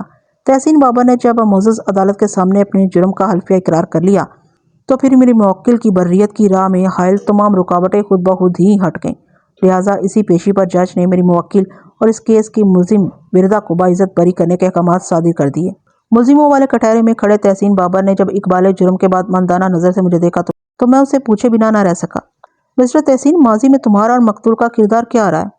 مجھے اس سے کوئی سروکار نہیں، لیکن معزز عدالت کے سامنے میں اتنا ضرور جاننا چاہوں گا کہ تم نے اس معاملے میں میری موکل کو قربانی کا بکرا بنانے کی کوشش کیوں کی؟ وکیل صاحب، وہ طنزیہ لہجے میں بولا، میں اگر آپ کے سوال کا جواب نہ بھی دوں تو آپ مجھے مجبور نہیں کر سکتے، لیکن اس کے باوجود بھی میں جواب ضرور دوں گا۔ واقعی تم ٹھیک کہہ رہے ہو، میں اس حوالے سے تم پر کوئی دباؤ نہیں ڈال سکتا، اس لیے اگر تم مجھ سمیت حاضرین عدالت چونکہ یہ جاننے کے مشتاق ہیں، اس لیے اگر تم بتا دو تو یہ ہم سب پر تمہارا احسان ہوگا۔ آخر وردہ نے تمہارا کیا بگاڑا تھا؟ تم نے اس سے کون سی دشمنی نکالنے کی کوشش کی؟ میری نہ تو ملزمہ سے کوئی دشمنی تھی اور نہ ہی مقتول سے کوئی دوستی۔ میں نے تو ایک کوشش کی تھی، لیکن میری بدقسمتی کہ وہ کوشش کامیاب نہیں ہو سکی، تو تم نے اپنی گردن بچانے کے لیے میری موکل کی گردن مارنے کا بندوبست کیا تھا۔ میں نے زہر میں بجھے ہوئے لہجے میں کہا، ایسا کرتے ہوئے تمہیں ذرا بھی خدا کا خوف نہیں آیا؟ خدا کا خوف؟ وہ انتہائی سفاکی سے تمسخرانہ انداز میں بولا، وکیل صاحب، خوف خدا جیسے الفاظ کتابوں میں لکھے ہوئے ہی اچھے لگتے ہیں، ان کا حقیقت سے کوئی تعلق نہیں۔ گویا تم خدا کے وجود سے انکاری ہو؟ میں نے تیکھے لہجے میں پوچھا۔ میں نے ایسی تو کوئی بات نہیں کی، وہ گڑبڑائے ہوئے لہجے میں بولا۔ میں نے ٹھہرے ہوئے لہجے میں کہا، خدا دلوں میں رہتا ہے، اس کا خوف بھی کتابوں کے صفحات پر نہیں بلکہ انسان کے دل کے اندر ہی پیدا ہوتا ہے۔ خوف خدا کا مذاق اڑانے کا مطلب یہی ہے کہ نعوذ باللہ خدا کا مذاق اڑایا جائے، اور کوئی بھی انسان جو خدا کے وجود پر یقین رکھتا ہے وہ اس عظیم و برتر ہستی کا مذاق اڑانے کا تصور نہیں کر سکتا۔ وہ بڑی ڈٹائی سے بولا، ادھر جیل میں دینی تبلیغ والے میری بہت جان کھائیں گے، آپ تو معاف کر دیں بیگ صاحب۔